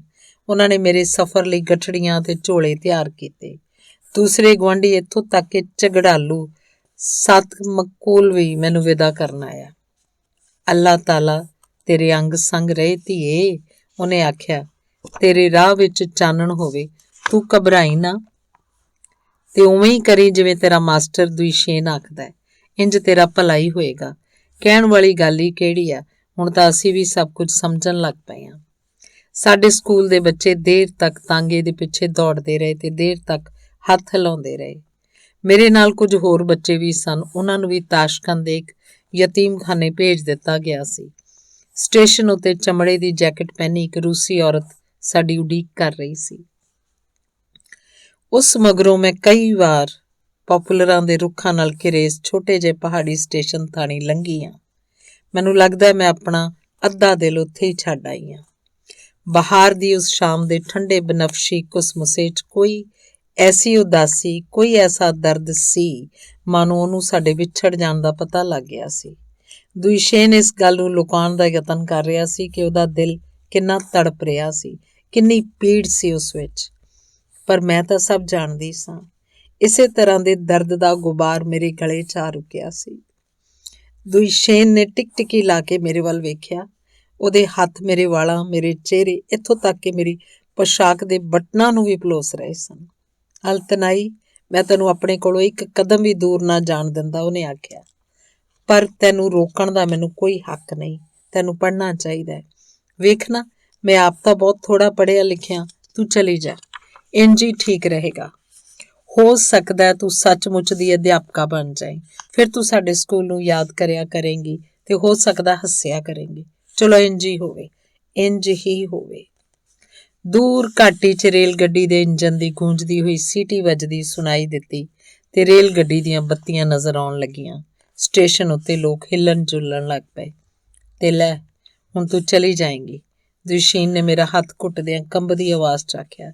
ਤੂੰ ਸੁਖੀ ਰਹੇ ਅਲਤਨਾਈ, ਤੇ ਸਭ ਤੋਂ ਵੱਡੀ ਗੱਲ ਇਹ ਹੈ ਕਿ ਤੂੰ ਪੜ੍ਹੇ, ਦਿਲ ਲਾ ਕੇ ਪੜ੍ਹੇ। ਮੈਂ ਕੋਈ ਜਵਾਬ ਨਾ ਦੇ ਸਕੀ। ਹੰਝੂਆਂ ਨਾਲ ਮੇਰਾ ਗਲਾ ਭਰ ਗਿਆ ਸੀ। ਨਾ ਰੋ ਅਲਤਨਾਈ, ਦੁਸ਼ੀਨ ਨੇ ਮੇਰੀਆਂ ਅੱਖਾਂ ਪੂੰਝੀਆਂ ਤੇ ਫਿਰ ਅਚਾਨਕ ਹੋਰ ਇਹ ਕਿਹਾ। ਪੌਪੂਲਰ ਦੇ ਜਿਹੜੇ ਬੂਟੇ ਅਸੀਂ ਮਿਲ ਕੇ ਲਾਏ ਸਨ, ਉਹਨਾਂ ਦੀ ਦੇਖਭਾਲ ਮੈਂ ਆਪ ਕਰਾਂਗਾ। ਤੇ ਜਦੋਂ ਤੂੰ ਵੱਡੀ ਬਣ ਕੇ ਇੱਥੇ ਵਾਪਸ ਆਏਂਗੀ ਤਾਂ ਵੇਖੇਂਗੀ ਇਹ ਕਿੰਨੇ ਸੋਹਣੇ ਨਿਕਲਣਗੇ। ਇੰਨੇ ਨੂੰ ਰੇਲ ਗੱਡੀ ਆ ਗਈ। ਉਹਦੇ ਪਹੀਏ ਚੀਕਦੇ ਗਰਜਦੇ ਹੋਏ ਰੁਕ ਗਏ। ਚੰਗਾ ਫਿਰ, ਹੁਣ ਵਿਦਾ ਹੋਈਏ। ਦੁਸ਼ੇਨ ਨੇ ਮੈਨੂੰ ਆਪਣੀਆਂ ਬਾਹਾਂ 'ਚ ਭਰ ਲਿਆ ਤੇ ਮੇਰੇ ਮੱਥੇ ਨੂੰ ਘੁੱਟ ਕੇ ਚੁੰਮਿਆ। ਅਲਵਿਦਾ ਅਲਤਨਾਈ, ਤੇਰਾ ਸਫ਼ਰ ਚੰਗਾ ਰਹੇ। ਅਲਵਿਦਾ ਮੇਰੀ ਪਿਆਰੀ, ਤੂੰ ਘਬਰਾਈ ਬਿਲਕੁਲ ਨਾ, ਹਿੰਮਤ ਤੋਂ ਕੰਮ ਲਈ। ਮੈਂ ਗੱਡੀ ਦੇ ਪਾਏਦਾਨ ਉੱਤੇ ਚੜ੍ਹ ਗਈ ਤੇ ਪਿੱਛੇ ਮੁੜ ਕੇ ਵੇਖਿਆ। ਮੈਂ ਇਸ ਨਜ਼ਾਰੇ ਨੂੰ ਕਦੇ ਵੀ ਭੁੱਲ ਨਹੀਂ ਸਕਦੀ। ਉੱਥੇ ਦੁਸ਼ੇਨ ਖਲੋਤਾ ਹੋਇਆ ਸੀ। ਉਸ ਦੀ ਟੁੱਟੀ ਹੋਈ ਬਾਂਹ ਪੱਟੀ 'ਚ ਲਟਕ ਰਹੀ ਸੀ। ਉਹਦੀਆਂ ਅੱਖਾਂ ਭਰੀਆਂ ਹੋਈਆਂ ਸਨ। ਅਚਾਨਕ ਉਹ ਅੱਗੇ ਵਧਿਆ, ਜਿਵੇਂ ਮੈਨੂੰ ਛੂਹਣਾ ਚਾਹੁੰਦਾ ਹੋਵੇ, ਪਰ ਉਸ ਵੇਲੇ ਗੱਡੀ ਤੁਰ ਪਈ। ਅਲਵਿਦਾ ਅਲਤਨਾਈ, ਅਲਵਿਦਾ ਮੇਰੀਆਂ ਅੱਖਾਂ ਦੇ ਤਾਰੇ, ਉਹਨੇ ਉੱਚੀ ਸਾਰੀ ਆਖਿਆ। ਅਲਵਿਦਾ ਮਾਸਟਰ ਜੀ, ਅਲਵਿਦਾ ਮੇਰੇ ਪਿਆਰੇ ਅਧਿਆਪਕ। ਦੁਸ਼ੇਨ ਗੱਡੀ ਦੇ ਡੱਬੇ ਦੇ ਨਾਲ ਨਾਲ ਦੌੜਨ ਲੱਗਾ, ਫਿਰ ਪਿੱਛੇ ਰਹਿ ਗਿਆ ਤੇ ਅੰਤ 'ਚ ਇੱਕ ਹੰਭਲਾ ਮਾਰ ਕੇ ਅੱਗੇ ਵਧਿਆ ਤੇ ਚੀਕਿਆ, ਅਲਤਨਾਈ। ਉਹ ਇੰਝ ਕੂਕਿਆ ਜਿਵੇਂ ਮੈਨੂੰ ਕੋਈ ਗੱਲ ਦੱਸਣੀ ਭੁੱਲ ਗਿਆ ਹੋਵੇ, ਜਿਹਦਾ ਉਹਨੂੰ ਹੁਣੇ ਹੀ ਚੇਤਾ ਆਇਆ ਸੀ, ਪਰ ਹੁਣ ਤਾਂ ਵੇਲਾ ਹੱਥੋਂ ਜਾਂਦਾ ਰਿਹਾ ਸੀ। ਅੱਜ ਵੀ ਮੇਰੇ ਕੰਨਾਂ 'ਚ ਉਹਦੀ ਆਵਾਜ਼ ਗੂੰਜ ਰਹੀ ਹੈ, ਜੋ ਉਹਦੇ ਦਿਲ ਦੀ ਹੂਕ ਸੀ, ਜਿਹੜੀ ਉਸ ਮਨ ਦੀ ਗਹਿਰਾਈ 'ਚੋਂ ਨਿਕਲੀ ਸੀ। ਗੱਡੀ ਇੱਕ ਸੁਰੰਗ ਥਾਣੀ ਲੰਘੀ ਤੇ ਫਿਰ ਸਿੱਧੀ ਲਾਈਨ ਉੱਤੇ ਅੱਗੇ ਵਧਣ ਲੱਗੀ। ਉਹਦੀ ਰਫ਼ਤਾਰ ਤੇਜ਼ ਹੁੰਦੀ ਗਈ ਤੇ ਉਹ ਇੱਕ ਪੰਛੀ ਵਾਂਗ ਉੱਡਦੀ ਹੋਈ ਮੈਨੂੰ ਕਜ਼ਾਖਸਤਾਨ ਦੇ ਪੱਧਰੇ ਮੈਦਾਨਾਂ ਵਿੱਚੋਂ ਦੀ ਨਵੀਂ ਜ਼ਿੰਦਗੀ ਵੱਲ ਲਈ ਜਾ ਰਹੀ ਸੀ। ਅਲਵਿਦਾ ਮਾਸਟਰ ਜੀ, ਅਲਵਿਦਾ ਮੇਰਾ ਬਚਪਨ, ਅਲਵਿਦਾ ਮੇਰੀ ਪਹਿਲੀ ਮੁਹੱਬਤ, ਜਿਹਨੂੰ ਮੈਂ ਕਦੀ ਜ਼ਬਾਨ ਉੱਤੇ ਨਹੀਂ ਲਿਆ ਸਕੀ। ਹਾਂ, ਤੇ ਫਿਰ ਮੈਂ ਇੱਕ ਵੱਡੇ ਸ਼ਹਿਰ 'ਚ ਪੜ੍ਹੀ, ਜਿਸ ਦੇ ਦੁਸ਼ੇਨ ਸੁਪਨੇ ਲਿਆ ਕਰਦਾ ਸੀ। ਵੱਡੀਆਂ ਵੱਡੀਆਂ ਖਿੜਕੀਆਂ ਵਾਲੇ ਸਕੂਲਾਂ 'ਚ ਪੜ੍ਹੀ, ਜਿਨ੍ਹਾਂ ਬਾਰੇ ਦੁਸ਼ੇਨ ਦੱਸਿਆ ਕਰਦਾ ਸੀ। ਮਗਰੋਂ ਮੈਂ ਕਿਰਤੀ ਵਿਭਾਗ ਦੀ ਪੜ੍ਹਾਈ ਪੂਰੀ ਕੀਤੀ ਤੇ ਮੈਨੂੰ ਇੰਸਟੀਚਿਊਟ 'ਚ ਪੜ੍ਹਨ ਵਾਸਤੇ ਮਾਸਕੋ ਭੇਜ ਦਿੱਤਾ ਗਿਆ। ਕਿਰਤੀ ਵਿਭਾਗ ਸੋਵੀਅਤ ਯੂਨੀਅਨ 'ਚ 1919 ਤੋਂ 1940 ਤੱਕ ਇੱਕ ਵਿਦਿਅਕ ਸੰਸਥਾ ਦਾ ਨਾਂ, ਜਿਸ 'ਚ ਉਹਨਾਂ ਮੁੰਡਿਆਂ ਤੇ ਕੁੜੀਆਂ ਨੂੰ ਉੱਚ ਵਿਦਿਅਕ ਸੰਸਥਾਵਾਂ ਵਿੱਚ ਦਾਖਲਾ ਲੈਣ ਲਈ ਤਿਆਰ ਕੀਤਾ ਜਾਂਦਾ ਸੀ, ਜਿਨ੍ਹਾਂ ਨੇ ਪਹਿਲਾਂ ਦਰਮਿਆਨੀ ਵਿੱਦਿਆ ਪ੍ਰਾਪਤ ਨਹੀਂ ਕੀਤੀ ਸੀ। ਪੜ੍ਹਾਈ ਦੇ ਲੰਮੇ ਸਾਲਾਂ 'ਚ ਮੈਨੂੰ ਕਿੰਨੀਆਂ ਔਕੜਾਂ ਦਾ ਮੂੰਹ ਵੇਖਣਾ ਪਿਆ ਸੀ। ਕਿੰਨੀ ਵਾਰ ਮੈਨੂੰ ਨਿਰਾਸ਼ਾ ਹੋਈ ਸੀ। ਮੈਨੂੰ ਲੱਗਦਾ ਸੀ ਕਿ ਮੈਂ ਵਿਗਿਆਨ ਦੇ ਗਹਿਰੇ ਭੇਦਾਂ ਦੀ ਥਾਂ ਨਹੀਂ ਪਾ ਸਕਾਂਗੀ, ਪਰ ਹਰ ਵਾਰ ਔਖੀ ਤੋਂ ਔਖੀ ਘੜੀ ਵੀ ਮੈਂ ਆਪਣੇ ਉਸ ਵਚਨ ਵੱਲ ਵਫ਼ਾਦਾਰ ਰਹਿੰਦੀ, ਜਿਹੜਾ ਮੈਂ ਆਪਣੇ ਪਹਿਲੇ ਅਧਿਆਪਕ ਨੂੰ ਦਿੱਤਾ ਸੀ, ਤੇ ਪਿੱਛੇ ਹਟਣ ਦਾ ਮੇਰਾ ਹੌਸਲਾ ਨਾ ਪਿਆ। ਜਿਹੜੀ ਗੱਲ ਦੂਸਰਿਆਂ ਦੀ ਸਮਝ 'ਚ ਪਹਿਲੀ ਵਾਰ ਵੀ ਹੀ ਆ ਜਾਂਦੀ ਸੀ, ਉਹਨੂੰ ਸਮਝਣ ਵਾਸਤੇ ਮੈਨੂੰ ਸਖਤ ਘਾਲਣੀ ਪੈਂਦੀ ਸੀ। ਕਾਰਨ ਇਹ ਸੀ ਕਿ ਮੈਨੂੰ ਸਭ ਕੁਝ ਮੁੱਢੋਂ ਸੁੱਢੋਂ ਸ਼ੁਰੂ ਕਰਨਾ ਪਿਆ ਸੀ। ਜਦੋਂ ਮੈਂ ਕਿਰਤੀ ਵਿਭਾਗ 'ਚ ਪੜ੍ਹਦੀ ਹੁੰਦੀ ਸਾਂ ਤਾਂ ਅਧਿਆਪਕ ਨੂੰ ਇੱਕ ਚਿੱਠੀ ਲਿਖੀ ਸੀ ਕਿ ਮੈਂ ਉਹਨੂੰ ਪਿਆਰ ਕਰਦੀ ਹਾਂ ਤੇ ਉਹਦੀ ਉਡੀਕ ਕਰ ਰਹੀ ਹਾਂ, ਪਰ ਉਹਨੇ ਕੋਈ ਜਵਾਬ ਨਾ ਦਿੱਤਾ ਤੇ ਇਸ ਨਾਲ ਹੀ ਸਾਡੀ ਚਿੱਠੀ ਪੱਤਰ ਦਾ ਅੰਤ ਹੋ ਗਿਆ।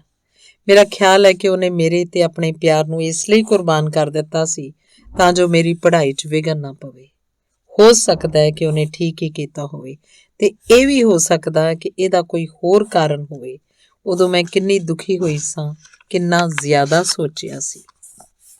ਆਪਣਾ ਪਹਿਲਾ ਖੋਜ ਪੇਪਰ ਮੈਂ ਮਾਸਕੋ 'ਚ ਪੇਸ਼ ਕੀਤਾ। ਉਹਨੂੰ ਮਨਜ਼ੂਰ ਕਰ ਲਿਆ ਜਾਣਾ ਮੇਰੇ ਵਾਸਤੇ ਇੱਕ ਮਹਾਨ ਤੇ ਗੰਭੀਰ ਪ੍ਰਾਪਤੀ ਸੀ। ਇਸ ਸਾਰੇ ਸਮੇਂ ਦੌਰਾਨ ਮੈਂ ਇੱਕ ਵਾਰ ਵੀ ਪਿੰਡ ਨਾ ਜਾ ਸਕੀ। ਫਿਰ ਜੰਗ ਛਿੜ ਗਈ। ਪਤਝੜ ਦੇ ਆਖਰੀ ਦਿਨਾਂ ਵਿੱਚ ਜਦੋਂ ਸਾਨੂੰ ਸਾਡੀ ਹਿਫਾਜ਼ਤ ਵਾਸਤੇ ਮਾਸਕੋ 'ਚ ਕੱਢ ਕੇ ਫਰੁੰਜ ਸ਼ਹਿਰ ਲੈ ਕੇ ਜਾ ਰਹੇ ਸਨ ਤਾਂ ਮੈਂ ਉਸੇ ਸਟੇਸ਼ਨ ਉੱਤੇ ਗੱਡੀ ਤੋਂ ਉਤਰ ਗਈ ਜਿਸ ਉੱਤੇ ਅਧਿਆਪਕ ਨੇ ਮੈਨੂੰ ਵਿਦਾ ਕੀਤਾ ਸੀ। ਚੰਗੀ ਕਿਸਮਤ ਨੂੰ ਮੈਨੂੰ ਇੱਕ ਤਾਂਗਾ ਮਿਲ ਗਿਆ ਜਿਸ ਨੇ ਸਾਡੇ ਪਿੰਡ ਹੋ ਕੇ ਰਾਜਕੀ ਫਾਰਮ ਵੱਲ ਜਾਣਾ ਸੀ। ਇਹ ਮੇਰੀ ਪਿਆਰੀ ਜਨਮ ਭੂਮੀ, ਜੰਗ ਦੇ ਇਨ੍ਹਾਂ ਔਖੇ ਦਿਨਾਂ 'ਚ ਮੈਨੂੰ ਤੇਰੇ ਦਰਸ਼ਨ ਕਰਨ ਦਾ ਸ਼ੁਭ ਅਵਸਰ ਮਿਲਿਆ। ਇਹ ਵੇਖ ਕੇ ਮੇਰਾ ਚਿੱਤ ਬੜਾ ਹੀ ਪ੍ਰਸੰਨ ਹੋਇਆ ਕਿ ਸਾਡੀ ਧਰਤੀ ਦੀ ਨੁਹਾਰ ਹੀ ਬਦਲ ਗਈ ਸੀ। ਨਵੇਂ-ਨਵੇਂ ਪਿੰਡ ਵਸ ਗਏ ਸਨ, ਦੂਰ-ਦੂਰ ਤੱਕ ਖੇਤ ਫੈਲੇ ਹੋਏ ਸਨ, ਨਵੀਆਂ ਸੜਕਾਂ ਤੇ ਪੁਲ ਉਸਰ ਗਏ ਸਨ, ਪਰ ਇਸ ਮਿਲਣੀ ਉੱਤੇ ਜੰਗ ਦਾ ਮਨਹੂਸ ਪਰਛਾਵਾਂ ਪੈ ਗਿਆ ਸੀ। ਜਿਉਂ-ਜਿਉਂ ਪਿੰਡ ਨੇੜੇ ਆਉਂਦਾ ਗਿਆ ਤਿਉਂ-ਤਿਉਂ ਮੇਰੇ ਦਿਲ ਦੀ ਧੜਕਣ ਤੇਜ਼ ਹੁੰਦੀ ਗਈ। ਮੈਂ ਨਵੀਆਂ ਗਲੀਆਂ, ਨਵੇਂ ਘਰਾਂ, ਬਾਗਾਂ ਨੂੰ ਬੜੇ ਧਿਆਨ ਨਾਲ ਵੇਖ ਰਹੀ ਸੀ। ਫਿਰ ਮੇਰਾ ਧਿਆਨ ਉਸ ਟਿੱਲੇ ਵੱਲ ਗਿਆ ਜਿੱਥੇ ਸਾਡਾ ਸਕੂਲ ਹੁੰਦਾ ਸੀ। ਮੇਰਾ ਹੇਠਲਾ ਸਾਹ ਹੇਠਾਂ, ਉਤਲਾ ਉੱਤੇ ਹੀ ਰਹਿ ਗਿਆ। ਟਿੱਲੇ ਉੱਤੇ ਲਾਗੇ ਲਾਗੇ 2 ਵੱਡੇ ਪॉपुलर ਰੁੱਖ ਸਨ। ਉਹ ਹਵਾ 'ਚ ਝੂਮ ਰਹੇ ਸਨ ਤੇ ਪਹਿਲੀ ਵਾਰ ਮੈਂ ਉਸ ਆਦਮੀ ਦਾ ਨਾਂ ਮੂੰਹੋਂ ਉਚਾਰਿਆ ਜਿਹਨੂੰ ਮੈਂ ਸਾਰੀ ਜ਼ਿੰਦਗੀ ਮਾਸਟਰ ਜੀ ਹੀ ਆਖਦੀ ਹੁੰਦੀ ਸਾਂ। ਦੁਇਸ਼ੇਨ, ਮੈਂ ਫੁਸਫੁਸਾਈ, ਤੇਰਾ ਸ਼ੁਕਰੀਆ। ਦੁਇਸ਼ੇਨ, ਮੇਰੇ ਲਈ ਕੀਤੇ ਹਰ ਕੰਮ ਵਾਸਤੇ। ਤੂੰ ਮੈਨੂੰ ਭੁੱਲਿਆ ਨਹੀਂ, ਤੂੰ ਮੇਰੇ ਬਾਰੇ ਸੋਚਦਾ ਰਿਹਾ। ਇਹ ਗੱਲ ਕਿੰਨੀ ਸ਼ੋਭਦੀ ਹੈ ਤੈਨੂੰ। ਅਥਰੂਆਂ ਨਾਲ ਭਿੱਜਾ ਮੇਰਾ ਚਿਹਰਾ ਵੇਖ ਕੇ ਗਾਡੀਵਾਨ ਮੁੰਡਾ ਫਿਕਰਮੰਦ ਹੋ ਉੱਠਿਆ। ਤੁਹਾਨੂੰ ਕੀ ਹੋਇਆ? ਕੁਝ ਨਹੀਂ, ਐਵੇਂ ਹੀ। ਤੂੰ ਇਸ ਸਹਿਕਾਰੀ ਫਾਰਮ ਵਿੱਚ ਕਿਸੇ ਨੂੰ ਜਾਣਦਾ? ਹਾਂ, ਜਾਣਦਾ। ਇੱਥੇ ਸਾਰੇ ਆਪਣੇ ਹੀ ਬੰਦੇ ਨੇ। ਤੇ ਦੁਇਸ਼ੇਨ ਨੂੰ ਜਾਣਦਾ, ਜਿਹੜਾ ਮਾਸਟਰ ਹੁੰਦਾ ਸੀ? ਦੁਇਸ਼ੇਨ? ਉਹ ਤਾਂ ਫੌਜ 'ਚ ਭਰਤੀ ਹੋ ਗਿਆ। ਮੈਂ ਉਹਨੂੰ ਇਸੇ ਤਾਂਗੇ ਉੱਤੇ ਚੜਾ ਕੇ ਸਹਿਕਾਰੀ ਫਾਰਮ ਤੋਂ ਫੌਜੀ ਦਫ਼ਤਰ ਲੈ ਕੇ ਗਿਆ ਸੀ। ਪਿੰਡ 'ਚ ਵੜਨ ਲੱਗਿਆ ਮੈਂ ਮੁੰਡੇ ਨੂੰ ਰੁਕਣ ਵਾਸਤੇ ਕਿਹਾ ਤੇ ਤਾਂਗੇ ਤੋਂ ਉਤਰ ਗਈ। ਮੈਂ ਉਤਰ ਕੇ ਸੋਚੀ ਪੈ ਗਈ। ਮੈਂ ਇਸ ਗੱਲ ਦਾ ਫੈਸਲਾ ਨਾ ਕਰ ਸਕੀ ਕਿ ਮੁਸੀਬਤ ਦੇ ਸਮੇਂ ਘਰ ਘਰ ਜਾ ਕੇ ਆਪਣੀ ਜਾਣ ਪਛਾਣ ਵਾਲੇ ਲੋਕਾਂ ਨੂੰ ਲੱਭਾਂ ਤੇ ਉਹਨਾਂ ਕੋਲੋਂ ਇਹ ਪੁੱਛਾਂ ਕਿ ਉਹ ਮੈਨੂੰ ਪਛਾਣਦੇ ਹਨ ਕਿ ਨਹੀਂ, ਤੇ ਉਹਨਾਂ ਨੂੰ ਇਹ ਦੱਸਾਂ ਕਿ ਮੈਂ ਉਹਨਾਂ ਦੇ ਪਿੰਡ ਦੀ ਹੀ ਜੰਪਲ ਹਾਂ। ਦੁਇਸ਼ੇਨ ਤਾਂ ਫੌਜ 'ਚ ਜਾ ਚੁੱਕਾ ਸੀ। ਇਸ ਤੋਂ ਇਲਾਵਾ ਮੈਂ ਸਹੁੰ ਖਾਧੀ ਹੋਈ ਸੀ ਕਿ ਮੈਂ ਉਸ ਘਰ 'ਚ ਮੁੜ ਕਦੀ ਵੀ ਪੈਰ ਨਹੀਂ ਪਾਵਾਂਗੀ ਜਿੱਥੇ ਮੇਰਾ ਚਾਚਾ ਤੇ ਚਾਚੀ ਰਹਿੰਦੇ ਸਨ। ਲੋਕਾਂ ਦੇ ਕਈ ਗੁਨਾਹ ਮਾਫ਼ ਕੀਤੇ ਜਾ ਸਕਦੇ ਹਨ, ਪਰ ਮੈਂ ਸੋਚਦੀ ਹਾਂ ਕਿ ਐਸਾ ਗੁਨਾਹ ਕਦੀ ਵੀ ਕੋਈ ਵੀ ਮਾਫ਼ ਨਹੀਂ ਕਰ ਸਕਦਾ। ਮੈਂ ਤਾਂ ਇੰਨਾ ਵੀ ਨਹੀਂ ਚਾਹੁੰਦੀ ਸੀ ਕਿ ਉਹਨਾਂ ਨੂੰ ਮੇਰੇ ਪਿੰਡ ਆਉਣ ਬਾਰੇ ਪਤਾ ਲੱਗੇ। ਮੈਂ ਸੜਕ ਤੋਂ ਉਤਰ ਕੇ ਟਿੱਲੇ ਉੱਤੇ ਖੜੇ 2 ਪॉपुलਰਾਂ ਵੱਲ ਚਲੀ ਗਈ। ਵਾਹ ਪॉपुलरो, ਪॉपुलरो, ਉਸ ਵੇਲੇ ਤੋਂ ਕਿੰਨਾ ਪਾਣੀ ਪੁਲਾਂ ਹੇਠੋਂ ਲੰਘ ਗਿਆ ਜਦੋਂ ਤੁਸੀਂ ਅਜੇ ਛੋਟੇ ਛੋਟੇ ਬੂਟੇ ਹੁੰਦੇ ਸੀ ਤੇ ਤੁਹਾਡੇ ਤਣੇ ਨਿਲਤਣ ਦੀ ਭਾਅ ਮਾਰਦੇ ਸਨ। ਉਹ ਸਾਰੀਆਂ ਗੱਲਾਂ ਸੱਚੀਆਂ ਸਾਬਤ ਹੋਈਆਂ ਜਿਨ੍ਹਾਂ ਦੇ ਸੁਪਨੇ ਤੁਹਾਨੂੰ ਲਾਉਣ ਤੇ ਪਾਲਣ ਵਾਲਾ ਇਨਸਾਨ ਲਿਆ ਕਰਦਾ ਸੀ, ਜਿਨ੍ਹਾਂ ਦੀ ਉਹਨੇ ਪੇਸ਼ਗੋਈ ਕੀਤੀ। ਤੁਸੀਂ ਇੰਨੀ ਉਦਾਸੀ ਵਿੱਚ ਕੀ ਅਲਾਪ ਰਹੇ ਹੋ? ਕਿਉਂ ਦੁਖੀ ਹੋ ਰਹੇ ਹੋ? ਜਾਂ ਫਿਰ ਤੁਹਾਨੂੰ ਇਹ ਸ਼ਿਕਾਇਤ ਹੈ ਕਿ ਸਿਆਲ ਨੇੜੇ ਆਉਂਦਾ ਜਾ ਰਿਹਾ ਤੇ ਠੰਡੀਆਂ ਸੀਤ ਹਵਾਵਾਂ ਤੁਹਾਡੇ ਪੱਤੇ ਮੁਰੁੰਡੀ ਜਾ ਰਹੀਆਂ ਹਨ? ਜਾਂ ਫਿਰ ਤੁਹਾਡੇ ਤਣਿਆਂ 'ਚ ਲੋਕਾਂ ਦਾ ਦੁੱਖ ਦਰਦ ਭਰਿਆ ਗਿਆ? ਹਾਂ, ਸਿਆਲ ਨੇ ਅਜੇ ਆਉਣਾ ਹੈ, ਕੜਾਕੇ ਦੀ ਠੰਡ ਪੈਣੀ ਹੈ, ਭਿਆਨਕ ਬਰਫਾਨੀ ਤੂਫਾਨ ਆਉਣਗੇ, ਪਰ ਬਹਾਰ ਵੀ ਜ਼ਰੂਰ ਹੀ ਆਏਗੀ। ਮੈਂ ਉੱਥੇ ਦੇਰ ਤੱਕ ਖਲੋਤੀ ਪॉपुलਰਾਂ ਦੀ ਪਤਝੜੀ ਸਰਸਰਾਹਟ ਸੁਣਦੀ ਰਹੀ। ਪॉपुलर ਦੇ ਪੈਰਾਂ ਹੇਠ ਵਹਿਣ ਵਾਲੀ ਸਿੰਜਾਈ ਨਹਿਰ ਕਿਸੇ ਨੇ ਖਾਲ ਦਿੱਤੀ ਹੋਈ ਸੀ। ਜ਼ਮੀਨ ਉੱਤੇ ਕਹੀ ਦੇ ਡੂੰਘੇ ਲਗਭਗ ਸੱਜਰੇ ਨਿਸ਼ਾਨ ਅਜੇ ਵੀ ਵਿਖਾਈ ਦੇ ਰਹੇ ਸਨ। ਭਰੀ ਨਹਿਰ 'ਚ ਖੜਾ ਪਾਣੀ ਹਲਕੇ ਹਲਕੇ ਲਿਸ਼ਕਾਰੇ ਮਾਰ ਰਿਹਾ ਸੀ ਤੇ ਇਸ ਉੱਤੇ ਪॉपुलਰਾਂ ਦੇ ਪੀਲੇ ਪੈ ਚੁੱਕੇ ਪੱਤੇ ਅਟਖੇਲੀਆਂ ਕਰ ਰਹੇ ਸਨ। ਉਸ ਟਿੱਲੇ ਤੋਂ ਪਿੰਡ ਦੇ ਨਵੇਂ ਸਕੂਲ ਦੀ ਰੰਗੀ ਹੋਈ ਛੱਤ ਨਜ਼ਰ ਆ ਰਹੀ ਸੀ ਤੇ ਸਾਡੇ ਸਕੂਲ ਦਾ ਕੋਈ ਨਾਮੋ ਨਿਸ਼ਾਨ ਨਹੀਂ ਰਿਹਾ ਸੀ। ਉਸ ਮਗਰੋਂ ਮੈਂ ਟਿੱਲੇ ਤੋਂ ਉਤਰ ਕੇ ਸੜਕ ਉੱਤੇ ਆ ਗਈ ਤੇ ਉਸ ਉੱਤੇ ਜਾ ਰਹੇ ਇੱਕ ਟਾਂਗੇ ਉੱਤੇ ਬੈਠ ਕੇ ਸਟੇਸ਼ਨ ਵੱਲ ਚਲੀ ਗਈ। ਜੰਗ ਲੜੀ ਗਈ ਤੇ ਫਿਰ ਜਿੱਤ ਦੀ ਘੜੀ ਆਈ। ਲੋਕਾਂ ਨੂੰ ਕੌੜੇ ਸੁੱਖ ਦਾ ਕਿੰਨਾ ਅਨੁਭਵ ਹੋਇਆ ਸੀ। ਬੱਚੇ ਆਪਣੇ ਪਿਓਆਂ ਦੇ ਫੌਜੀ ਥੈਲੇ ਚੁੱਕ ਕੇ ਸਕੂਲਾਂ ਵੱਲ ਦੌੜ ਗਏ। ਮਰਦਾਂ ਦੇ ਹੱਥ ਫੇਰ ਕਿਰਤ ਨੂੰ ਲੱਗ ਗਏ। ਫੌਜੀਆਂ ਦੀਆਂ ਵਿਧਵਾਵਾਂ ਰੋਣ ਧੋਣ ਮਗਰੋਂ ਆਖਰ ਸਬਰ ਕਰਕੇ ਬੈਠ ਗਈਆਂ, ਪਰ ਕਈ ਅਜਿਹੀਆਂ ਔਰਤਾਂ ਵੀ ਸਨ ਜਿਹੜੀਆਂ ਅਜੇ ਵੀ ਆਪਣੇ ਸਕੇ ਸੰਬੰਧੀਆਂ ਨੂੰ ਪਰਤਣ ਦੀਆਂ ਆਸਾਂ ਲਾਈ ਬੈਠੀਆਂ ਸਨ। ਵੇਖੋ ਨਾ, ਸਾਰੇ ਇੱਕੋ ਵੇਲੇ ਤਾਂ ਪਰਤ ਨਹੀਂ ਆਏ ਸਨ। ਮੈਨੂੰ ਵੀ ਕੋਈ ਪਤਾ ਨਹੀਂ ਸੀ ਕਿ ਦੁਇਸ਼ੇਨ ਦਾ ਕੀ ਬਣਿਆ ਸੀ। ਸ਼ਹਿਰ ਆਉਣ ਵਾਲੇ ਮੇਰੇ ਪਿੰਡ ਵਾਸੀਆਂ ਨੇ ਦੱਸਿਆ ਸੀ ਕਿ ਦੁਇਸ਼ੇਨ ਲਾਪਤਾ ਹੈ। ਗ੍ਰਾਮ ਸੋਵੀਅਤ ਨੂੰ ਮਿਲੀ ਚਿੱਠੀ 'ਚ ਇਹੋ ਗੱਲ ਲਿਖੀ ਹੋਈ ਸੀ। ਹੋ ਸਕਦਾ ਹੈ ਮਾਰਿਆ ਹੀ ਗਿਆ ਹੋਵੇ। ਉਹ ਕਿਆਸ ਅਰਾਈਆਂ ਕਰਦੇ ਸਨ। ਵਕਤ ਗੁਜ਼ਰਦਾ ਜਾ ਰਿਹਾ ਸੀ ਤੇ ਉਹਦੀ ਕੋਈ ਉੱਗ ਸੁੱਗ ਨਹੀਂ ਮਿਲੀ ਸੀ। ਇਹਦਾ ਮਤਲਬ ਇਹ ਹੋਇਆ ਕਿ ਮੇਰਾ ਅਧਿਆਪਕ ਹੁਣ ਮੁੜ ਕੇ ਨਹੀਂ ਆਏਗਾ। ਮੈਂ ਕਦੀ ਕਦੀ ਸੋਚਦੀ ਉਸ ਯਾਦਗਾਰੀ ਦਿਨ ਤੋਂ ਬਾਅਦ ਜਦੋਂ ਅਸੀਂ ਸਟੇਸ਼ਨ ਉੱਤੇ ਵਿਦਾ ਹੋਏ ਸਾਂ, ਸਾਨੂੰ ਕਦੀ ਵੀ ਮਿਲਣ ਦਾ ਮੌਕਾ ਨਹੀਂ ਮਿਲਿਆ ਸੀ। ਕਦੀ ਕਦਾਈ ਬੀਤੇ ਦੀਆਂ ਗੱਲਾਂ ਨੂੰ ਯਾਦ ਕਰਦਿਆਂ ਮੈਨੂੰ ਇਸ ਗੱਲ ਦਾ ਭਰਮ ਤੱਕ ਨਾ ਹੁੰਦਾ ਕਿ ਮੇਰੇ ਦਿਲ 'ਚ ਇੰਨਾ ਗਮ ਭਰ ਚੁੱਕਾ ਸੀ। 1946 ਦੀ ਪਤਝੜ ਦੇ ਅਖੀਰੀ ਦਿਨੀਂ ਮੈਨੂੰ ਇੱਕ ਵਿਗਿਆਨਕ ਕੰਮ ਲਈ ਤੋਮਸਕ ਯੂਨੀਵਰਸਿਟੀ ਜਾਣਾ ਪਿਆ। ਮੈਂ ਪਹਿਲੀ ਵਾਰੀ ਸਾਈਬੇਰੀਆ ਵਿੱਚੋਂ ਦੀ ਹੋ ਕੇ ਜਾ ਰਹੀ ਸੀ। ਉਸ ਸਿਆਲ ਦੇ ਪੂਰਬਲੇ ਸਮੇਂ ਸਾਈਬੇਰੀਆ ਬੜੀ ਕਠੋਰਤਾ ਤੇ ਨਿਰਾਸ਼ਾ ਦਾ ਪ੍ਰਭਾਵ ਪਾਉਂਦਾ ਸੀ। ਗੱਡੀ ਦੀਆਂ ਖਿੜਕੀਆਂ ਤੋਂ ਬਾਹਰ ਸਦੀਆਂ ਪੁਰਾਣੇ ਜੰਗਲਾਂ ਦੀ ਕਾਲੀ ਦੀਵਾਰ ਦੌੜਦੀ ਜਾ ਰਹੀ ਸੀ।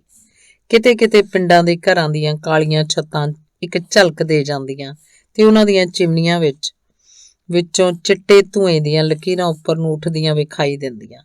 ਠੰਡ ਨਾਲ ਕੁੰਗੜੀਆਂ ਪੈਲੀਆਂ ਨੂੰ ਪਹਿਲੀ ਬਰਫ਼ ਦੀ ਚਾਦਰ ਨੇ ਕੱਜ ਲਿਆ ਹੋਇਆ ਸੀ ਤੇ ਪੈਲੀਆਂ ਉੱਪਰ ਰੌਲਾ ਪਾਉਂਦੇ ਹੋਏ ਕਾਂ ਉੱਡ ਰਹੇ ਸਨ। ਅਸਮਾਨ ਹਰ ਵੇਲੇ ਧੁੰਦਲਾ ਤੇ ਨੀਰਸ ਰਹਿੰਦਾ ਸੀ। ਪਰ ਗੱਡੀ 'ਚ ਮੇਰੇ ਲਈ ਮਾਹੌਲ ਸੁਖਾਵਾਂ ਸੀ। ਮੇਰੇ ਵਾਲੇ ਡੱਬੇ 'ਚ ਦੂਸਰਾ ਮੁਸਾਫਰ ਇੱਕ ਮੁਹਾਜੀਆ ਸੀ, ਜਿਹੜਾ ਅਪੰਗ ਸੀ ਤੇ ਖਰੌੜੀਆਂ ਸਹਾਰੇ ਹੀ ਚੱਲ ਸਕਦਾ ਸੀ। ਉਹ ਜੰਗ ਵੇਲੇ ਦੇ ਦਿਲਚਸਪ ਕਿੱਸੇ ਕਹਾਣੀਆਂ ਸੁਣਾ ਰਿਹਾ ਸੀ।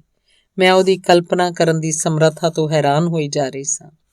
ਉਹਦੇ ਸਿੱਧੇ ਸਾਦੇ ਹਾਸੇ ਪਿੱਛੇ ਸਦਾ ਹੀ ਹਕੀਕੀ ਸੱਚਾਈ ਦਾ ਅਹਿਸਾਸ ਹੁੰਦਾ ਸੀ।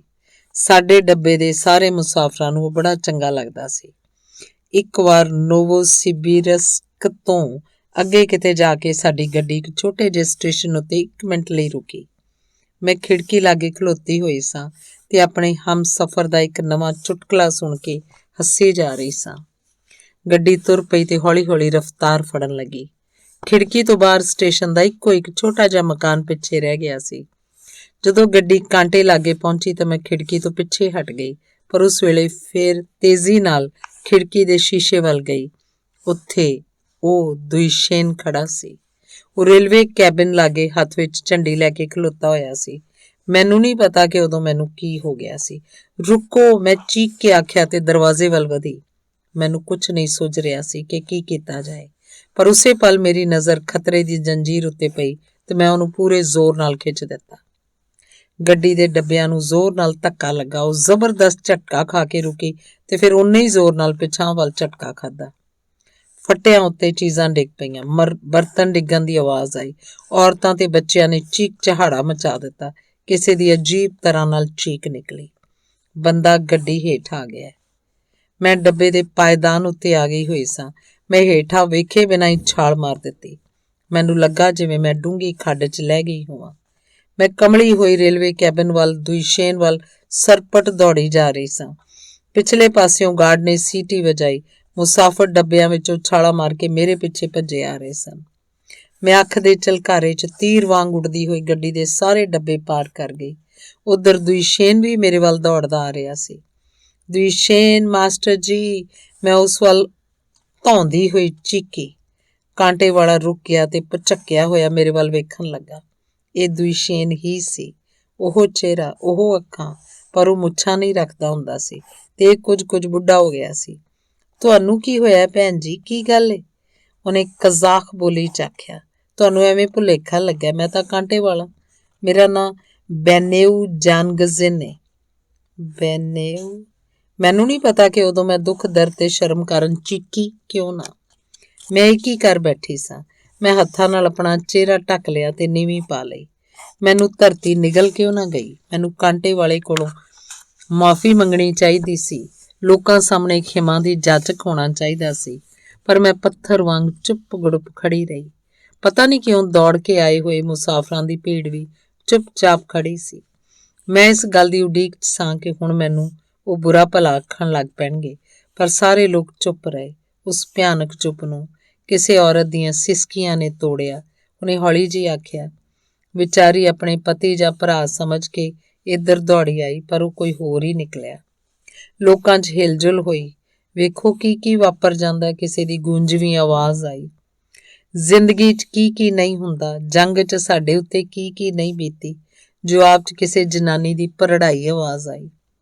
ਕਾਂਟੇ ਵਾਲੇ ਨੇ ਮੇਰੇ ਚਿਹਰੇ ਤੋਂ ਹੱਥ ਹਟਾਏ ਤੇ ਆਖਿਆ, ਆਓ ਮੈਂ ਤੁਹਾਨੂੰ ਡੱਬੇ ਤੱਕ ਛੱਡ ਆਉਣਾ। ਬਾਹਰ ਠੰਡ ਏ। ਉਹਨੇ ਮੈਨੂੰ ਆਪਣੀ ਬਾਂਹ ਦਾ ਆਸਰਾ ਦਿੱਤਾ। ਦੂਜੇ ਪਾਸਿਓਂ ਕਿਸੇ ਫੌਜੀ ਅਫਸਰ ਨੇ ਆਪਣੀ ਬਾਂਹ ਦਾ ਆਸਰਾ ਦਿੱਤਾ। ਆਓ ਤੁਰੋ, ਅਸੀਂ ਸਾਰੀ ਗੱਲ ਸਮਝਦੇ ਹਾਂ, ਉਸਨੇ ਆਖਿਆ। ਲੋਕ ਪਿੱਛੇ ਹਟ ਗਏ ਤੇ ਮੈਨੂੰ ਇਸ ਤਰ੍ਹਾਂ ਲੈ ਕੇ ਤੁਰੇ ਜਿਵੇਂ ਮਾਤਮੀ ਜਲੂਸ ਜਾ ਰਿਹਾ ਹੋਵੇ। ਅਸੀਂ ਹੌਲੀ-ਹੌਲੀ ਤੁਰ ਰਹੇ ਸਾਂ ਤੇ ਸਾਡੇ ਪਿੱਛੇ ਬਾਕੀ ਦੇ ਲੋਕ ਆ ਰਹੇ ਸਨ। ਅਗਲੇ ਪਾਸਿਓਂ ਆਉਣ ਵਾਲੇ ਮੁਸਾਫਰ ਵੀ ਭੀੜ 'ਚ ਚੁੱਪਚਾਪ ਸ਼ਾਮਲ ਹੁੰਦੇ ਜਾਂਦੇ। ਕਿਸੇ ਨੇ ਮੇਰੇ ਮੋਢਿਆਂ ਉੱਤੇ ਮੁਲਾਇਮ ਸ਼ਾਲ ਪਾ ਦਿੱਤੀ। ਮੇਰਾ ਹਮਸਫ਼ਰ ਸਾਡੇ ਨਾਲ ਤੁਰਿਆ ਜਾ ਰਿਹਾ ਸੀ। ਉਹ ਖਰੌੜੀਆਂ ਟੇਕਦਾ ਹੋਇਆ ਮੇਰੇ ਸਾਹਮਣੇ ਹੋ ਜਾਂਦਾ ਤੇ ਮੇਰੇ ਮੂੰਹ ਵੱਲ ਵੇਖਣ ਲੱਗ ਪੈਂਦਾ। ਉਹ ਬੜਾ ਖੁਸ਼ ਮਿਜਾਜ਼, ਮਸਖਰਾ, ਨੇਕ ਦਿਲ ਤੇ ਬਹਾਦਰ ਮਨੁੱਖ ਸੀ। ਪਤਾ ਨਹੀਂ ਕਿਉਂ ਉਹ ਆਪਣੇ ਸਿਰ ਤੋਂ ਟੋਪੀ ਲਾ ਕੇ ਤੁਰਿਆ ਜਾ ਰਿਹਾ ਸੀ ਤੇ ਉਹ ਰੋ ਰਿਹਾ ਲੱਗਦਾ ਸੀ। ਮੈਂ ਵੀ ਰੋਈ ਜਾ ਰਹੀ ਸੀ। ਮੈਨੂੰ ਗੱਡੀ ਦੇ ਨਾਲ ਨਾਲ ਤੁਰੇ ਜਾ ਰਹੇ ਇਸ ਜਲੂਸ 'ਚ ਟੈਲੀਗ੍ਰਾਫ ਦੀਆਂ ਤਾਰਾਂ ਨਾਲ ਖਹਿ ਖਹਿ ਜਾਂਦੀ ਹਵਾ ਦੀਆਂ ਸੀਟੀਆਂ ਤੇ ਝਨਝਨਾਹਟ ਵਿੱਚ ਮਾਤਮੀ ਧੁਨਾਂ ਸੁਣਾਈ ਦੇ ਰਹੀਆਂ ਸਨ। ਨਹੀਂ, ਮੈਂ ਉਹਨੂੰ ਕਦੀ ਵੀ ਨਹੀਂ ਵੇਖ ਸਕਾਂਗੀ। ਮੇਰੇ ਵਾਲੇ ਡੱਬੇ ਲਾਗੇ ਸਾਨੂੰ ਗੱਡੀ ਦੇ ਗਾਰਡ ਨੇ ਰੋਕ ਲਿਆ। ਉਹ ਸੰਗ ਪਾੜ ਕੇ ਕੁਝ ਕਹਿ ਰਿਹਾ ਸੀ ਤੇ ਧਮਕੀ ਦੇ ਲਹਿਜੇ 'ਚ ਉਂਗਲਾਂ ਹਿਲਾ ਹਿਲਾ ਕੇ ਮੈਨੂੰ ਕਿਸੇ ਅਦਾਲਤੀ ਜਵਾਬਦੇਹੀ ਦੇ ਜੁਰਮਾਨੇ ਬਾਰੇ ਕੁਝ ਕਹਿ ਰਿਹਾ ਸੀ, ਪਰ ਮੈਂ ਕੋਈ ਜਵਾਬ ਨਾ ਦਿੱਤਾ। ਮੈਨੂੰ ਕਿਸੇ ਵੀ ਗੱਲ ਦੀ ਕੋਈ ਪਰਵਾਹ ਨਹੀਂ ਸੀ। ਉਹਨੇ ਰਪਟ ਲਿਖੀ ਤੇ ਦਸਖਤ ਕਰਨ ਲਈ ਮੇਰੇ ਅੱਗੇ ਕੀਤੀ, ਪਰ ਮੇਰੇ ਹੱਥਾਂ ਵਿੱਚ ਤਾਂ ਪੈਨਸਿਲ ਫੜਨ ਜੋਗੀ ਤਾਕਤ ਵੀ ਨਹੀਂ ਸੀ। ਤਦ ਡੱਬੇ 'ਚ ਮੇਰੇ ਨਾਲ ਸਫ਼ਰ ਕਰਨ ਵਾਲੇ ਨੇ ਉਸ ਕੋਲੋਂ ਕਾਗਜ਼ ਖੋਹ ਲਿਆ ਤੇ ਆਪਣੀਆਂ ਖਰੌੜੀਆਂ ਦੇ ਆਸਰੇ ਅੱਗੇ ਵਧਿਆ ਤੇ ਉਹਦੇ ਐਨ ਸਾਹਮਣੇ ਚੀਕ ਕੇ ਆਖਿਆ, ਇਹਨੂੰ ਤੰਗ ਨਾ ਕਰ, ਲਿਆ ਮੈਂ ਕਰ ਦੇਣਾ ਦਸਖਤ। ਮੈਂ ਹੀ ਖਤਰੇ ਦੀ ਜੰਜੀਰ ਖਿੱਚੀ ਸੀ, ਮੈਂ ਹੀ ਇਸ ਲਈ ਜ਼ਿੰਮੇਵਾਰ ਹਾਂ। ਰੂਸ ਦੇ ਜੱਦੀ ਇਲਾਕੇ ਸਾਈਬੇਰੀਆ ਦੀ ਧਰਤੀ ਉੱਤੇ ਕੁਝ ਲੇਟ ਹੋ ਚੁੱਕੀ ਗੱਡੀ ਤੇਜ਼ ਰਫ਼ਤਾਰ ਨਾਲ ਅੱਗੇ ਵੱਧਦੀ ਜਾ ਰਹੀ ਸੀ। ਰਾਤ ਦੀ ਖਾਮੋਸ਼ੀ ਵਿੱਚ ਮੇਰੇ ਹਮਸਫ਼ਰ ਦੀ ਗਿਟਾਰ ਦੀਆਂ ਉਦਾਸ ਧੁਨਾਂ ਸੁਣਾਈ ਦੇ ਰਹੀਆਂ ਸਨ। ਮੈਂ ਰੂਸੀ ਵਿਧਵਾ ਔਰਤਾਂ ਦੇ ਨਿਰਾਸ਼ਾ ਭਰੇ ਗੀਤਾਂ ਵਾਂਗ ਹੀ ਬੀਤੀ ਜੰਗ ਦੀ ਸੋਗਮਈ ਗੂੰਜ ਆਪਣੇ ਸੁਲਗਦੇ ਦਿਲ 'ਚ ਲਈ ਜਾ ਰਹੀ ਸੀ। ਇੰਜ ਸਾਲ ਗੁਜ਼ਰਦੇ ਗਏ, ਅਤੀਤ ਪਿੱਛੇ ਰਹਿ ਗਿਆ, ਭਵਿੱਖ ਆਪਣੇ ਹਰ ਰੋਜ਼ ਦੇ ਛੋਟੇ ਵੱਡੇ ਫਿਕਰਾਂ ਨਾਲ ਲਗਾਤਾਰ ਸਾਨੂੰ ਬੁਲਾ ਰਿਹਾ ਸੀ। ਮੈਂ ਪਛੜ ਕੇ ਵਿਆਹ ਕੀਤਾ, ਪਰ ਮੈਨੂੰ ਇੱਕ ਨੇਕ ਆਦਮੀ ਮਿਲ ਗਿਆ ਸੀ। ਹੁਣ ਸਾਡੇ ਬੱਚੇ ਹਨ, ਪਰਿਵਾਰ ਹੈ ਤੇ ਅਸੀਂ ਬੜੇ ਪਿਆਰ ਨਾਲ ਰਹਿੰਦੇ ਹਾਂ। ਮੈਂ ਫਲਸਫੇ ਦੀ ਡਾਕਟਰੇਟ ਕੀਤੀ ਹੋਈ ਹੈ। ਮੈਨੂੰ ਅਕਸਰ ਇੱਧਰ ਉੱਧਰ ਆਉਣਾ ਜਾਣਾ ਪੈਂਦਾ ਹੈ। ਮੈਂ ਕਈ ਦੇਸ਼ ਪ੍ਰਦੇਸ਼ ਵੇਖ ਚੁੱਕੀ ਹਾਂ, ਪਰ ਮੈਂ ਆਪਣੇ ਪਿੰਡ ਫੇਰ ਕਦੀ ਵੀ ਨਹੀਂ ਗਈ ਸਾਂ। ਬੇਸ਼ੱਕ ਇਹਦੇ ਆਪਣੇ ਹੀ ਕਾਰਨ ਸਨ, ਕਈ ਕਾਰਨ ਸਨ, ਪਰ ਮੈਂ ਆਪਣੀ ਕੋਈ ਸਫਾਈ ਨਹੀਂ ਪੇਸ਼ ਕਰਨ ਲੱਗੀ। ਇਹ ਗੱਲ ਮਾੜੀ ਹੈ ਕਿ ਮੈਂ ਆਪਣੇ ਪਿੰਡ ਵਾਸੀਆਂ ਨਾਲੋਂ ਨਾਤਾ ਤੋੜ ਲਿਆ ਸੀ। ਇਹਨੂੰ ਮਾਫ਼ ਨਹੀਂ ਕੀਤਾ ਜਾ ਸਕਦਾ, ਪਰ ਮੇਰਾ ਨਸੀਬਾ ਹੀ ਐਸਾ ਸੀ। ਮੈਂ ਬੀਤੇ ਨੂੰ ਭੁਲਾਇਆ ਨਹੀਂ। ਮੈਂ ਇਹਨੂੰ ਭੁਲਾ ਨਹੀਂ ਸਕਦੀ ਸਾਂ। ਮੈਂ ਤਾਂ ਇਹ ਤੋਂ ਦੂਰ ਹੁੰਦੇ ਜਾ ਰਹੀ ਸਾਂ। ਪਹਾੜਾਂ ਵਿੱਚ ਕੁਝ ਅਜਿਹੇ ਚਸ਼ਮੇ ਹੁੰਦੇ ਸਨ ਜਿਨ੍ਹਾਂ ਵੱਲ ਜਾਂਦੀ ਪਹਿਲੀ ਪਗਡੰਡੀ ਨੂੰ ਲੋਕ ਭੁੱਲ ਜਾਂਦੇ ਹਨ, ਕਿਉਂਕਿ ਲਾਗੇ ਹੀ ਕੋਈ ਨਵੀਂ ਸੜਕ ਬਣ ਜਾਂਦੀ ਹੈ। ਲੋਕ ਪਾਣੀ ਪੀਣ ਵਾਸਤੇ ਉੱਧਰ ਬਹੁਤ ਘੱਟ ਜਾਂਦੇ ਹਨ ਤੇ ਚਸ਼ਮਿਆਂ ਦੁਆਲੇ ਹੌਲੀ ਹੌਲੀ ਝਾੜੀਆਂ ਉੱਗ ਆਉਂਦੀਆਂ ਹਨ। ਫਿਰ ਉੱਧਰ ਕਿਸੇ ਦਾ ਵੀ ਧਿਆਨ ਨਹੀਂ ਜਾਂਦਾ। ਕੋਈ ਵਿਰਲਾ ਹੀ ਇਹਨਾਂ ਚਸ਼ਮਿਆਂ ਨੂੰ ਯਾਦ ਕਰਦਾ ਹੈ। ਕੋਈ ਵਿਰਲਾ ਹੀ ਗਰਮੀਆਂ ਦੇ ਦਿਨੀ ਕੜਕਦੀ ਧੁੱਪ 'ਚ ਸੜਕ ਤੋਂ ਲੈ ਕੇ ਆਪਣੀ ਪਿਆਸ ਬੁਝਾਉਣ ਲਈ ਚਸ਼ਮਿਆਂ ਵੱਲ ਜਾਂਦਾ ਹੈ। ਫਿਰ ਕੋਈ ਆਦਮੀ ਆਏਗਾ, ਇਸ ਉਜੜੀ ਹੋਈ ਥਾਂ ਨੂੰ ਲੱਭ ਲਏਗਾ, ਝਾੜੀਆਂ ਨੂੰ ਹਟਾ ਕੇ ਹੌਲੀ ਜਿਹੀ ਹੌਕਾ ਭਰੇਗਾ। ਠੰਡੇ ਪਾਣੀ ਦੀ ਅਸਾਧਾਰਨ ਨਿਰਮਲਤਾ, ਜਿਹਨੂੰ ਮੁੱਦਤਾਂ ਤੋਂ ਕਿਸੇ ਨੇ ਗੰਧਲਾ ਨਹੀਂ ਕੀਤਾ, ਆਪਣੀ ਸਥਿਰਤਾ ਤੇ ਗਹਿਰਾਈ ਨਾਲ ਉਹਨੂੰ ਹੈਰਾਨ ਕਰ ਦੇਵੇਗੀ। ਉਹ ਮਨੁੱਖ ਇਸ ਚਸ਼ਮੇ ਦੇ ਪਾਣੀ 'ਚ ਆਪਣੇ ਸੂਰਜ, ਅਸਮਾਨ ਤੇ ਪਹਾੜਾਂ ਦੀ ਝਲਕ ਵੇਖੇਗਾ ਤੇ ਸੋਚੇਗਾ ਕਿ ਐਸੀਆਂ ਥਾਵਾਂ ਨੂੰ ਨਾ ਜਾਣਨਾ ਪਾਪ ਹੈ। ਲੋੜ ਇਸ ਗੱਲ ਦੀ ਹੈ ਕਿ ਆਪਣੇ ਸਾਥੀਆਂ ਨੂੰ ਇਸ ਬਾਰੇ ਦੱਸਿਆ ਜਾਵੇ। ਉਹ ਇਸ ਤਰ੍ਹਾਂ ਸੋਚੇਗਾ ਤੇ ਅਗਲੀ ਵਾਰੀ ਆਉਣ ਤੱਕ ਇਸ ਗੱਲ ਨੂੰ ਭੁੱਲ ਜਾਏਗਾ। ਹਾਂ, ਜ਼ਿੰਦਗੀ 'ਚ ਕਦੀ-ਕਦੀ ਇਸ ਤਰ੍ਹਾਂ ਵੀ ਹੁੰਦਾ ਹੈ। ਇਹਨਾਂ ਚਸ਼ਮਿਆਂ ਦਾ ਚੇਤਾ ਮੈਨੂੰ ਪਿੱਛੇ ਜੇ ਆਇਆ ਜਦੋਂ ਮੈਂ ਪਿੰਡ ਗਈ ਹੋਈ ਸਾਂ। ਤੁਸੀਂ ਉਦੋਂ ਸ਼ਾਇਦ ਬੜੇ ਹੈਰਾਨ ਹੋਏ ਹੋਵੋਗੇ ਜਦੋਂ ਮੈਂ ਕੁਰਕੁਰੇਉ ਤੋਂ ਇੰਨਾ ਅਚਾਨਕ ਚਲੀ ਗਈ ਸਾਂ। ਕਿ ਉਦੋਂ ਮੈਂ ਲੋਕਾਂ ਨਾਲ ਇਹ ਸਾਰੀ ਗੱਲ ਨਹੀਂ ਕਰ ਸਕਦੀ ਸਾਂ? ਨਹੀਂ ਕਰ ਸਕਦੀ ਸਾਂ। ਮੈਂ ਬੜੀ ਪਰੇਸ਼ਾਨ ਹੋ ਗਈ ਸਾਂ। ਮੈਂ ਬੜੀ ਸ਼ਰਮਸਾਰ ਹੋ ਗਈ ਸਾਂ। ਮੈਨੂੰ ਆਪਣੇ ਆਪ ਤੋਂ ਸ਼ਰਮ ਆ ਰਹੀ ਸੀ। ਮੈਂ ਸਮਝ ਗਈ ਸੀ ਕਿ ਦੁਇਸ਼ੇਨ ਨੂੰ ਮਿਲ ਸਕਣਾ ਮੇਰੇ ਵੱਸ ਦੀ ਗੱਲ ਨਹੀਂ ਸੀ। ਮੇਰੇ 'ਚ ਦੁਇਸ਼ੇਨ ਦੀਆਂ ਅੱਖਾਂ ਨਾਲ ਅੱਖਾਂ ਮਿਲਾਉਣ ਦੀ ਵੀ ਹਿੰਮਤ ਨਹੀਂ ਸੀ। ਮੈਂ ਆਪਣਾ ਚਿੱਤ ਟਿਕਾਣੇ ਲਿਆਉਣ ਵਾਸਤੇ, ਆਪਣੀਆਂ ਸੋਚਾਂ ਨੂੰ ਇਕਾਗਰ ਕਰਨ ਵਾਸਤੇ ਉੱਥੋਂ ਚਲੇ ਜਾਣ ਦਾ ਫੈਸਲਾ ਕੀਤਾ। ਮੈਂ ਰਾਹ 'ਚ ਉਹ ਸਭ ਕੁਝ ਬਾਰੇ ਸੋਚਣਾ ਵਿਚਾਰਨਾ ਚਾਹੁੰਦੀ ਸਾਂ ਜੋ ਕੁਝ ਮੈਂ ਆਪਣੇ ਪਿੰਡ ਵਾਸੀਆਂ ਨੂੰ ਹੀ ਨਹੀਂ ਸਗੋਂ ਕਈ ਦੂਸਰੇ ਲੋਕਾਂ ਨੂੰ ਵੀ ਦੱਸਣਾ ਚਾਹੁੰਦੀ ਸਾਂ। ਮੈਂ ਆਪਣੇ ਆਪ ਨੂੰ ਇਸ ਕਰਕੇ ਵੀ ਗੁਨਾਹਗਾਰ ਸਮਝਦੀ ਰਹੀ ਕਿ ਨਵਾਂ ਸਕੂਲ ਖੁੱਲ੍ਹਣ ਵੇਲੇ ਸਭ ਤਰ੍ਹਾਂ ਦਾ ਸਨਮਾਨ ਮੈਨੂੰ ਨਹੀਂ ਮਿਲਣਾ ਚਾਹੀਦਾ ਸੀ। ਇੱਜ਼ਤ ਸਤਿਕਾਰ ਵਾਲੀ ਥਾਂ ਉੱਤੇ ਮੈਨੂੰ ਨਹੀਂ ਬੈਠਣਾ ਚਾਹੀਦਾ ਸੀ। ਇਹਦਾ ਹੱਕ ਪਹਿਲੀ ਥਾਂ ਉੱਤੇ ਸਾਡੇ ਪਿੰਡ ਦੇ ਪਹਿਲੇ ਅਧਿਆਪਕ, ਪਹਿਲੇ ਕਮਿਊਨਿਸਟ ਬਜ਼ੁਰਗ ਦੁਇਸ਼ੇਨ ਨੂੰ ਸੀ। ਪਰ ਗੱਲ ਇਹਦੇ ਉਲਟ ਹੋਈ। ਅਸੀਂ ਜਸ਼ਨ ਮਨਾ ਰਹੇ ਸਾਂ, ਪਰ ਉਹ ਹੀਰਾ ਇਨਸਾਨ ਡਾਕ ਵੰਡਣ ਦੀ ਕਾਹਲ ਵਿੱਚ ਸੀ।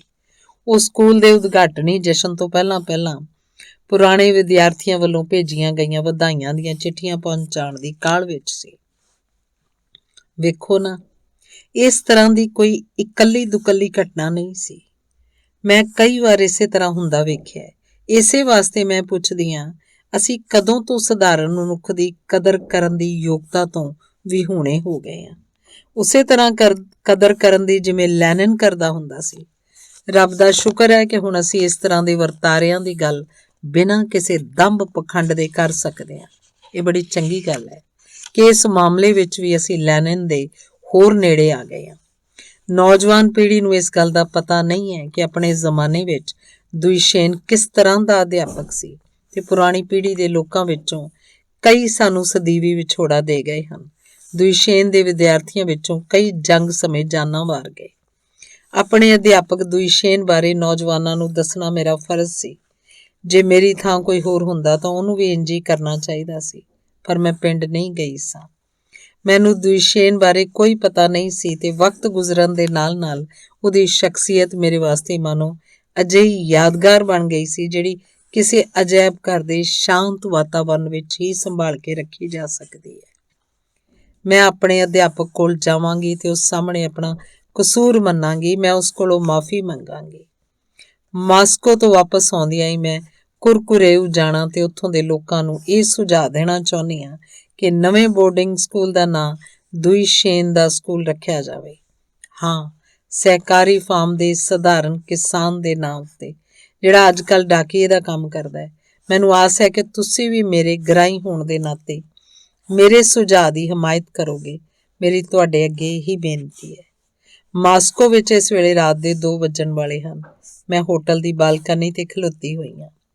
ਮਾਸਕੋ ਦੀਆਂ ਰੌਸ਼ਨੀਆਂ ਦੇ ਵਿਸ਼ਾਲ ਪਸਾਰੇ ਨੂੰ ਦੇਖ ਰਹੀ ਹਾਂ ਤੇ ਸੋਚੀ ਪਈ ਹੋਈ ਹਾਂ ਕਿ ਕਿਵੇਂ ਮੈਂ ਪਿੰਡ ਜਾਵਾਂਗੀ, ਕਿਵੇਂ ਅਧਿਆਪਕ ਨੂੰ ਮਿਲਾਂਗੀ ਤੇ ਕਿਵੇਂ ਉਹਦੀ ਚਿੱਟੀ ਦਾੜੀ ਨੂੰ ਚੁੰਮਾਂਗੀ। ਅਖੀਰਲਾ ਅੰਗ। ਮੈਂ ਬਾਰੀ ਚੁਪੱਟ ਖੋਲ ਦਿੰਨਾ। ਤਾਜ਼ੀ ਹਵਾ ਦਾ ਇੱਕ ਬੁੱਲਾ ਕਮਰੇ 'ਚ ਆਉਂਦਾ ਹੈ। ਹੌਲੀ ਸਾਫ਼ ਹੁੰਦੇ ਜਾਂਦੇ ਧੁੰਦਲਕੇ 'ਚ ਮੈਂ ਤਸਵੀਰ ਦੇ ਖਾਕਿਆਂ ਨੂੰ ਬੜੇ ਧਿਆਨ ਨਾਲ ਵੇਖਦਾ। ਕਈ ਖਾਕੇ ਹਨ ਕਿਉਂਕਿ ਮੈਂ ਇਸ ਤਸਵੀਰ ਨੂੰ ਕਈ ਵਾਰੀ ਮੁੱਢੋਂ ਸੁੱਢੋਂ ਬਣਾਉਣਾ ਸ਼ੁਰੂ ਕੀਤਾ, ਪਰ ਮੁਕੰਮਲ ਤਸਵੀਰ ਬਾਰੇ ਕੁਝ ਕਹਿਣਾ ਅਜੇ ਸਮੇਂ ਤੋਂ ਪਹਿਲਾਂ ਦੀ ਗੱਲ ਹੈ।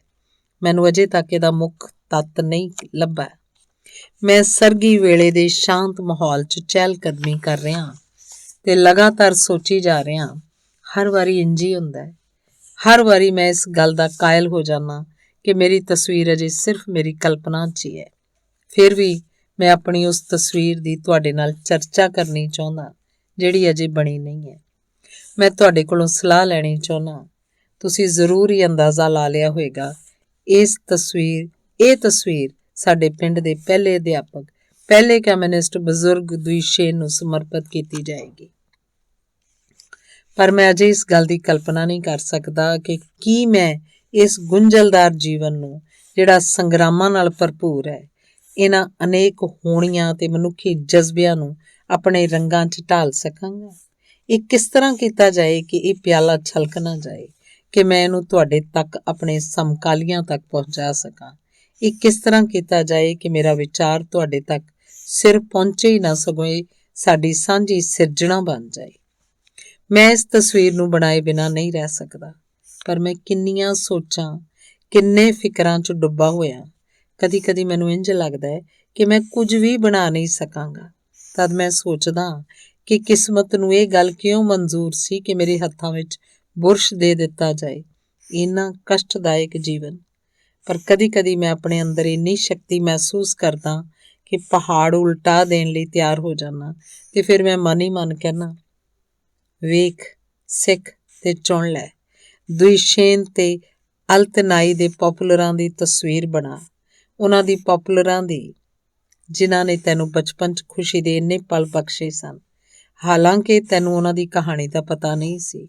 ਉਸ ਲੜਕੇ ਦੀ ਤਸਵੀਰ ਬਣਾ ਜਿਹੜਾ ਨੰਗੇ ਪੈਰੀਂ ਧੁੱਪ ਨਾਲ ਕਾਲਾ ਹੋਇਆ ਪੋਪੂਲਰਾਂ ਦੀਆਂ ਟਾਹਣੀਆਂ ਉੱਤੇ ਬਹੁਤ ਉੱਚਾ ਬੈਠ ਜਾਂਦਾ ਸੀ ਤੇ ਮੰਤਰ ਮੁਗਧ ਅੱਖਾਂ ਨਾਲ ਮੈਦਾਨਾਂ ਦੀਆਂ ਅਣਡਿੱਠ ਦੂਰੀਆਂ ਨੂੰ ਵੇਖਦਾ ਹੁੰਦਾ ਸੀ। ਜਾਂ ਫਿਰ ਇੱਕ ਐਸੀ ਤਸਵੀਰ ਬਣਾ ਜਿਹਦਾ ਨਾਂ ਪਹਿਲਾ ਅਧਿਆਪਕ ਹੋਵੇ। ਹੋ ਸਕਦਾ ਹੈ ਇਸ ਵਿੱਚ ਉਹ ਪਲ ਚਿਤਰਿਆ ਜਾਏ ਜਦੋਂ ਦੁਈਸ਼ੇਨ ਬੱਚਿਆਂ ਨੂੰ ਚੁੱਕ ਚੁੱਕ ਕੇ ਨਾਲੇ ਤੋਂ ਪਾਰ ਲੰਘਾਉਂਦਾ ਹੈ। ਲਾਲ ਲੂੰਬੜੀ ਦੀ ਖਲ ਦੀਆਂ ਟੋਪੀਆਂ ਪਾਏ ਹੋਏ ਮੋਟੇ ਤਾਜ਼ੇ ਅਥਰੇ ਘੋੜਿਆਂ ਤੇ ਸਵਾਰ ਅਹਿਮਕ ਲੋਕ ਉਹਦਾ ਮਜ਼ਾਕ ਉਡਾਉਂਦੇ ਹੋਏ ਕੋਲੋਂ ਦੀ ਲੰਘ ਰਹੇ ਹਨ। ਜਾਂ ਫਿਰ ਉਸ ਵੇਲੇ ਦਾ ਚਿੱਤਰ ਬਣਾ ਜਦੋਂ ਅਧਿਆਪਕ ਅਲਤਨਾਈ ਨੂੰ ਸ਼ਹਿਰ ਭੇਜਣ ਲਈ ਵਿਦਾਈ ਦੇਣ ਗਿਆ ਸੀ। ਤੈਨੂੰ ਯਾਦ ਹੈ ਨਾ ਕਿ ਆਖਰੀ ਵਾਰ ਉਹਨੇ ਕਿਵੇਂ ਹੂਕ ਛੱਡੀ ਸੀ। ਇਸ ਤਰ੍ਹਾਂ ਦੀ ਤਸਵੀਰ ਬਣਾ ਕਿ ਉਹ ਦੁਈਸ਼ੇਨ ਦੀ ਹੂਕ ਵਾਂਗੀ ਜਿਹੜੀ ਅਜੇ ਵੀ ਅਲਤਨਾਈ ਨੂੰ ਸੁਣਾਈ ਦੇ ਰਹੀ ਹੈ, ਹਰ ਇਨਸਾਨ ਦੇ ਦਿਲ ਨੂੰ ਟੁੰਬ ਲਵੇ। ਇਸ ਤਰ੍ਹਾਂ ਮੈਂ ਆਪਣੇ ਹੀ ਮਨ ਨਾਲ ਗੱਲਾਂ ਕਰਦਾ। ਮੈਂ ਆਪਣੇ ਮਨ ਨੂੰ ਕਈ ਗੱਲਾਂ ਕਹਿੰਦਾ, ਪਰ ਗੱਲ ਹਰ ਵਾਰੀ ਨਹੀਂ ਬਣਦੀ ਤੇ ਮੈਨੂੰ ਹੁਣ ਵੀ ਸਮਝ ਨਹੀਂ ਆ ਰਹੀ ਕਿਹੋ ਜਿਹਾ ਚਿੱਤਰ ਬਣਾਵਾਂ। ਪਰ ਇੱਕ ਗੱਲ ਮੈਂ ਬੜੀ ਚੰਗੀ ਤਰ੍ਹਾਂ ਜਾਣਦਾ, ਮੈਂ ਤਲਾਸ਼ ਕਰਦਾ ਰਹਾਂਗਾ। ਧੰਨਵਾਦ। ਸਮਾਪਤ।